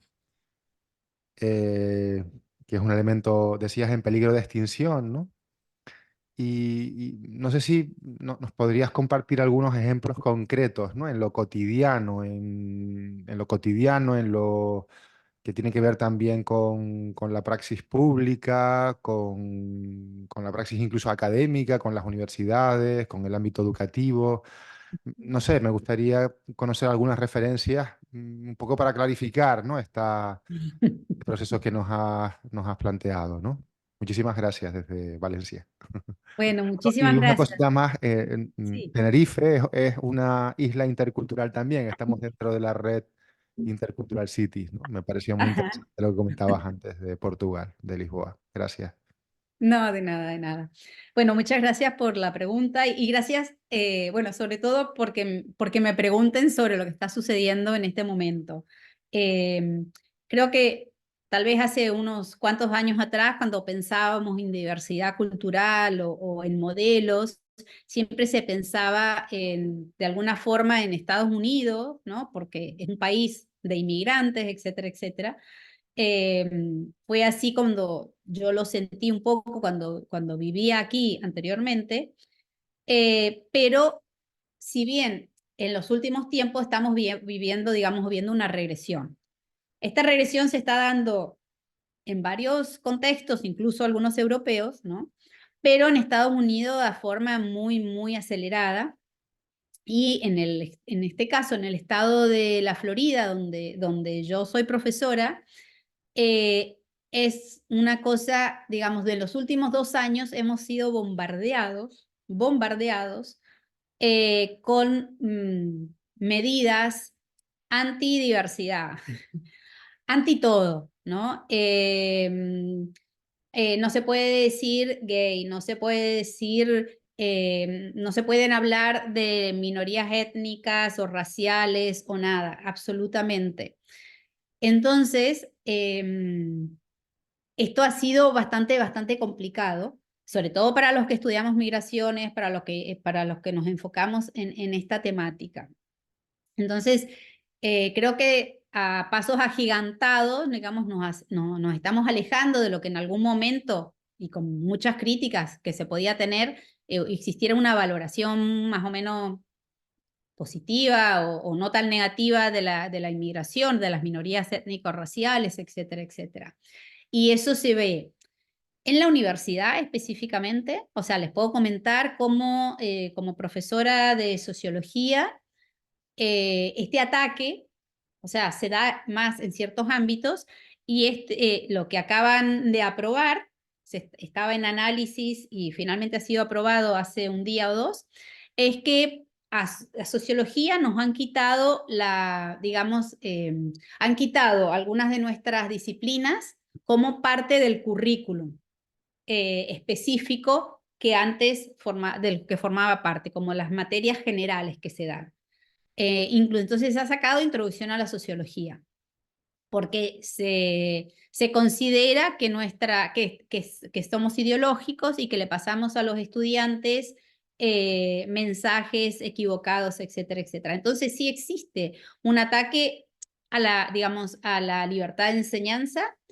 Existe también un ataque a eh, todos los programas de inclusión de la diversidad dentro de la universidad están siendo atacados, se está desfinanciando cualquier programa que era para apoyar, por ejemplo, a minorías étnico-raciales en Estados Unidos, comenzando por las poblaciones afrodescendientes hasta cualquier otro grupo. Entonces, sí existe un ataque muy deliberado.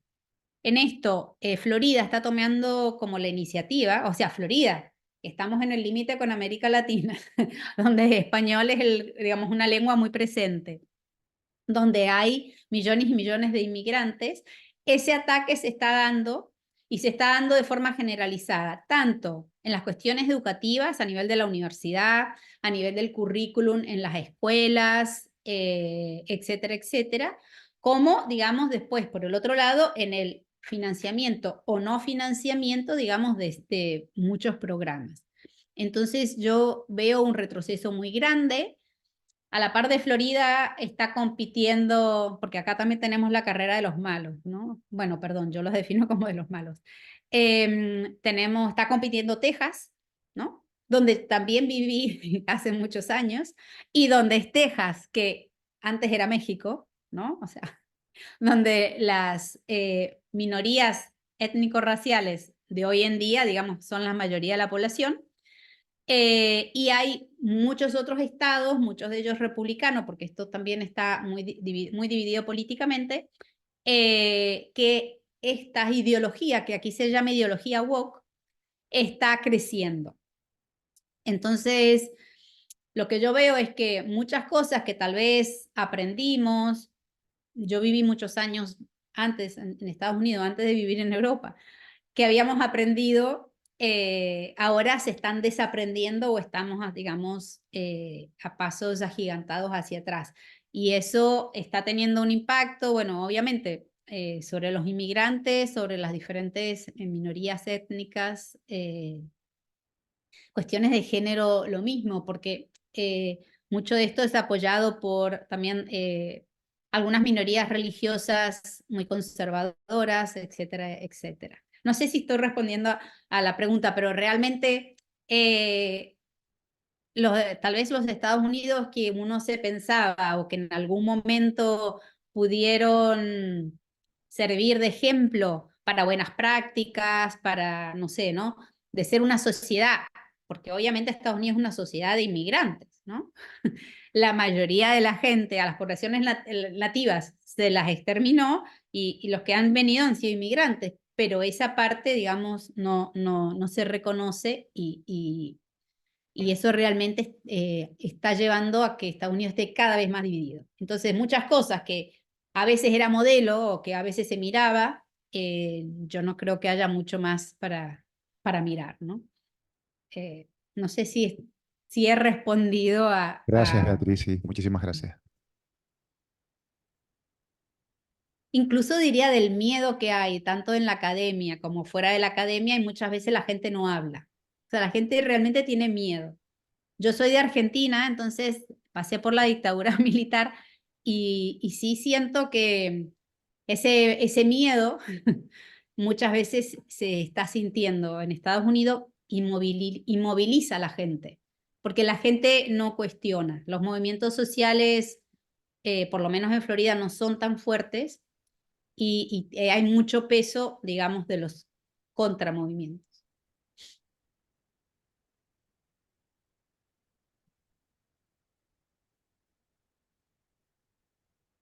¿Alguna pregunta más? Vale. Pues nada, muchas gracias, Beatriz. Muchas gracias y ya vamos cerrando. ¿Eh? Bueno, muchísimas gracias a ustedes. Realmente Gracias por escucharme, ha sido un placer poder compartir un poco de mi trayectoria y bueno, siempre interesada, espero que la próxima pueda estar acompañándolos en Valencia. Eso sería magnífico y en particular trabajar ese vínculo que tú hoy nos has estado dibujando de qué hueco para lo local y qué función en lo local precisamente en ese tipo de programas. Yo creo que para la próxima nos tendríamos que plantear esa cuestión. Muchas gracias. Gracias a ustedes.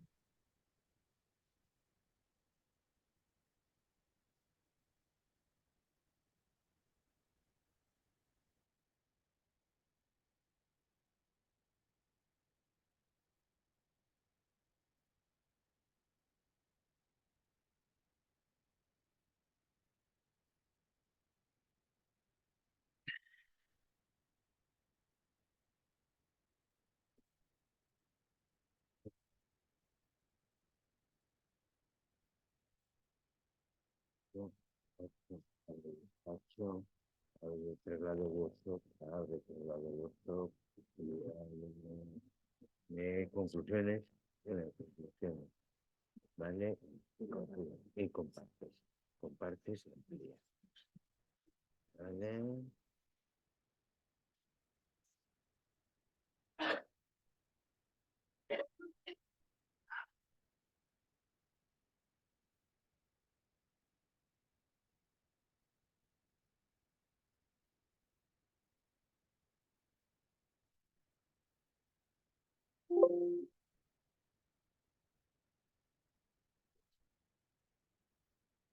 Bueno,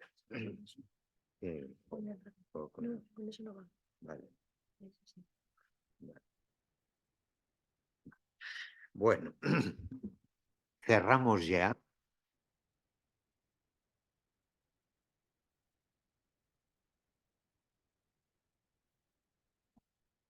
Decía de que cerramos ya el workshop, muy interesante, muy denso, con caras de cansados y cansadas, no nos engañemos, ¿vale? Por tanto, yo seré breve y esta vez lo cumpliré.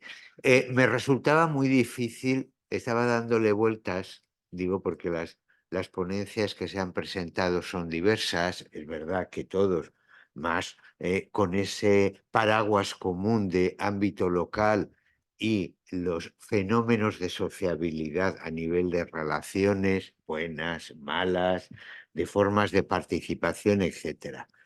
Y al mismo tiempo nos habían surgido ideas muy potentes desde el punto de vista de considerar en lo que sería el marco de análisis, ¿vale? Entonces yo había preparado una cosa breve a modo de conclusiones abiertas, ¿m? Y lo había preparado y os lo presento en un triple nivel macro, meso, macro, ¿vale? Considerando que ambos tres niveles están interrelacionados y que ambos tres niveles además se influyen mutuamente, con distinta intensidad y con distinta fuerza. ¿Qué tenemos a un nivel micro? Ya conocéis la jerga de los sociólogos para esto, ¿eh? El nivel micro sería el ámbito de las relaciones cara a cara o cara a la pantalla, cada vez más, ¿vale? Pero ese tipo de ámbito. ¿Qué tenemos? Las relaciones vecinales y sus formas híbridas, hemos ido trabajando unas y otras, fuertes y débiles, más centradas en el endogrupo o más centradas con una variedad de vecinos y vecinas y las combinaciones múltiples. También la participación barrial, formal e informal, desde arriba, desde abajo. Yo creo que hemos también otro resultado de este workshop es subrayar la diferencia de lo que se conoce como participación ciudadana, muy impulsada de los ayuntamientos y lo que nos subrayaba, entre otras cosas, la ponencia de Tenerife de participación comunitaria, que es otra cosa distinta.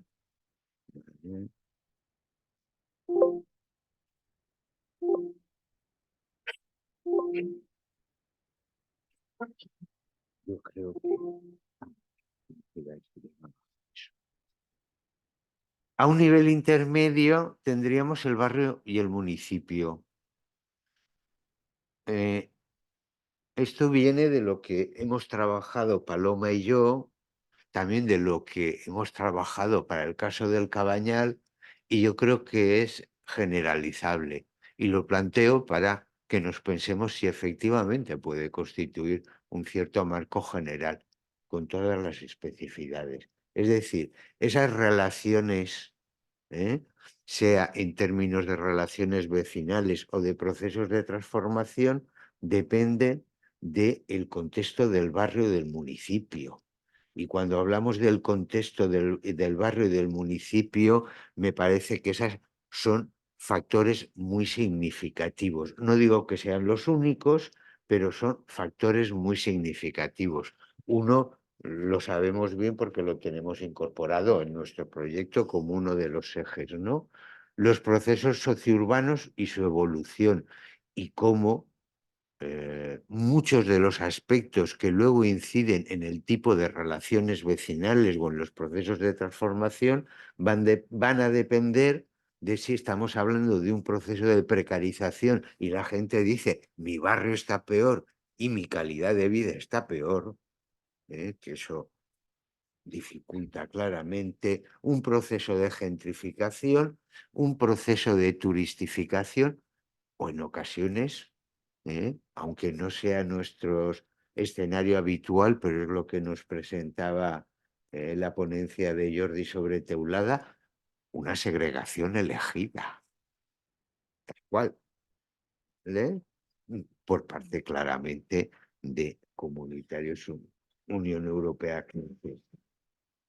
Depende de estos procesos sociourbanos, depende de los actores locales, de sus trayectorias, del tipo de relaciones que hayan consolidado, etcétera. Y aquí tenemos vecinos y vecinas, asociaciones, colectivos, grupos informales. Depende de los barrios, los profesionales de los servicios públicos territorializados. Por ejemplo, los profesores y profesoras del colegio, del instituto, pueden ser unos actores locales importantes, ¿vale?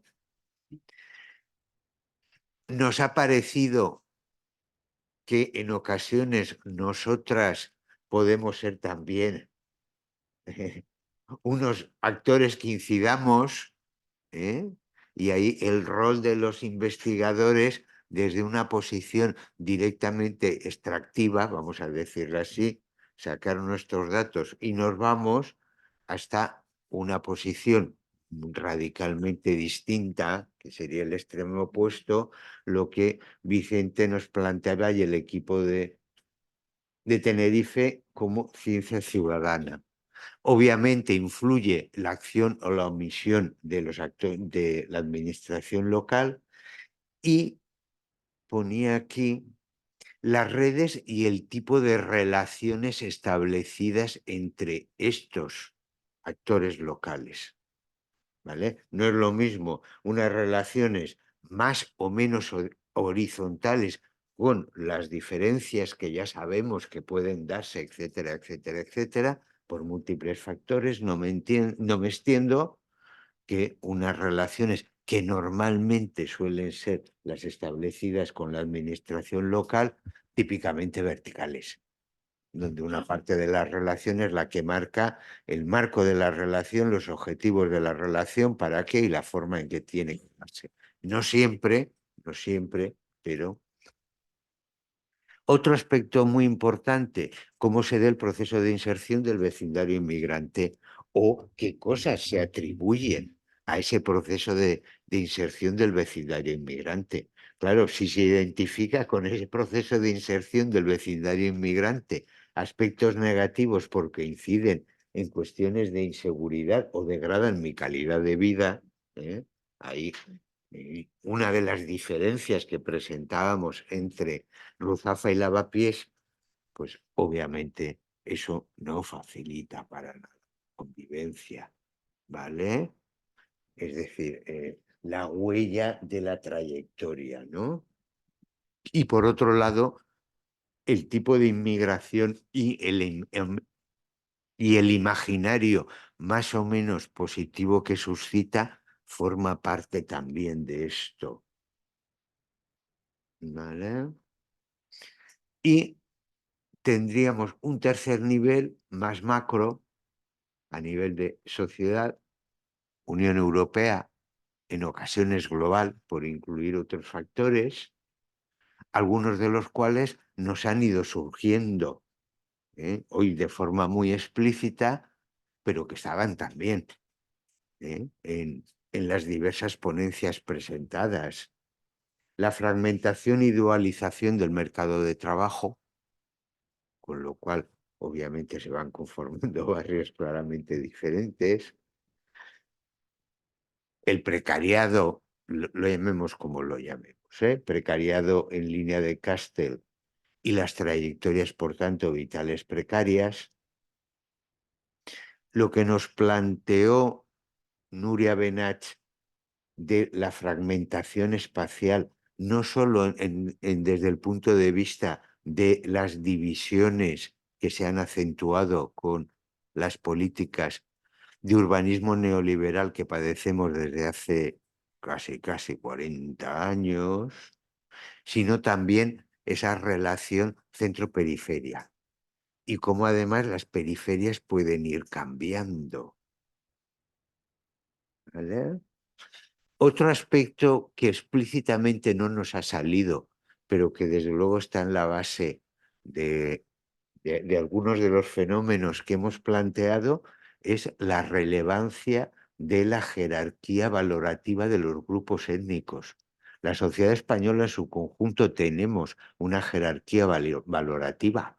Eso está muy estudiado, vamos, desde primeros de los años 90 y se mantiene hasta la actualidad.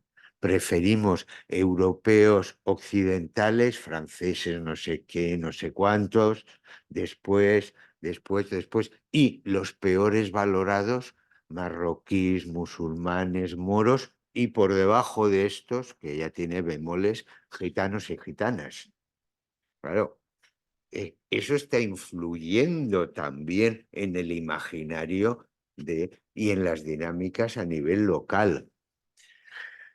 Las políticas sociales y lo que ahora podemos denominar escudo social ante las dificultades, buena parte de nuestros vecinos y vecinas de origen inmigrante forman parte de los sectores populares que han tenido, primero, no se han recuperado completamente de los efectos de la gran recesión 2008-2014 y después parcialmente se han podido beneficiar de lo que ha sido el escudo social por la pandemia. Claro, eso es muy importante, ¿vale?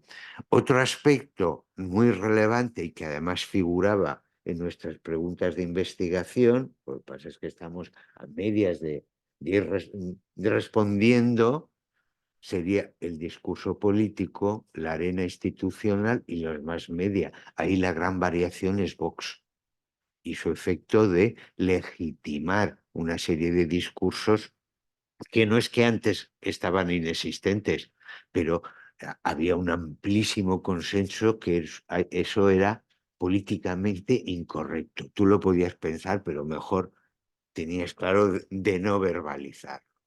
Ahora la cosa se la ha soltado, ¿vale? Y por último, aunque de momento en nuestro caso no ha sido tan relevante, tomando lecciones de las experiencias europeas, el impacto de determinados acontecimientos internacionales, ¿vale? guerra de Siria, el terrorismo islámico, noticias, etcétera, etcétera, etcétera, y como, por ejemplo, esto más el surgimiento de la extrema derecha, tú lees la convivencia en barrios holandeses, años 90, en pleno boom de la multiculturalidad, sistema pilier holandés, y lees ahora sobre esos mismos barrios y la situación ha cambiado radicalmente. Y creo que no depende de que se saluden o se dejen de saludar o demás, o sea, de que eso impacta de otra forma, ¿vale? Insisto, de momento a nosotros esto no ha llegado como la idea que yo me hago, por no hablar de Dinamarca, que es un horror, de otros estados europeos. Y este es uno de los factores fundamentales, pero no es el único. Por ejemplo, cómo ha cambiado la situación en determinados aspectos. En el caso de Teulada, que es, por así decirlo, nuestra representación de municipio turístico multicultural, con la cuestión del Brexit, que queda absolutamente lejos tanto de la situación española como de los barrios que estudiamos, pero ahí ha tenido también impactos, ¿vale? Entonces, sí me parecía de interés, porque es, aparte que era lo que me surgía, y se han ido apuntando de forma más explícita o más implícita en las diversas intervenciones, ¿no? Y sí me parecía de interés empezar a pensar si, además de el trabajo y el análisis que hacemos sobre el barrio que trabajamos, o de forma comparativa con otros barrios, podemos ir pensando en un cierto marco de análisis como más general, que, insisto, en algunos de estos factores ahora mismo no tienen gran relevancia, pero mirando la experiencia europea, dices, puede tenerlas y puede tenerlas en el sentido negativo, ¿vale?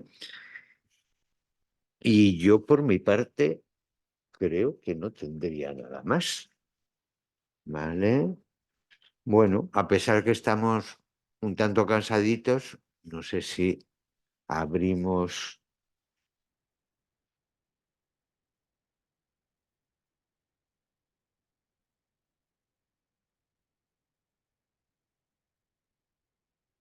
Bueno,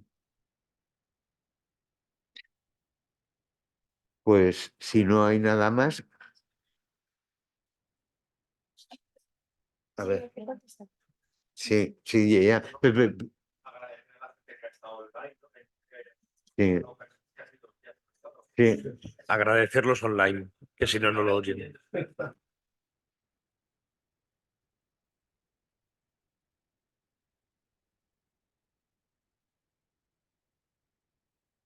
Pues nada, muchas gracias a todos y todas. Muchas gracias, como decía Xavier, a todos los que habéis estado ahí al otro lado de la pantalla, ¿eh?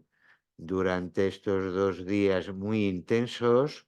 Como ha enviado mensaje Yaiza, seguramente tendremos, porque ha habido alguna caída en la grabación, tendremos que reestructurar un poquito, pero desde luego nuestro propósito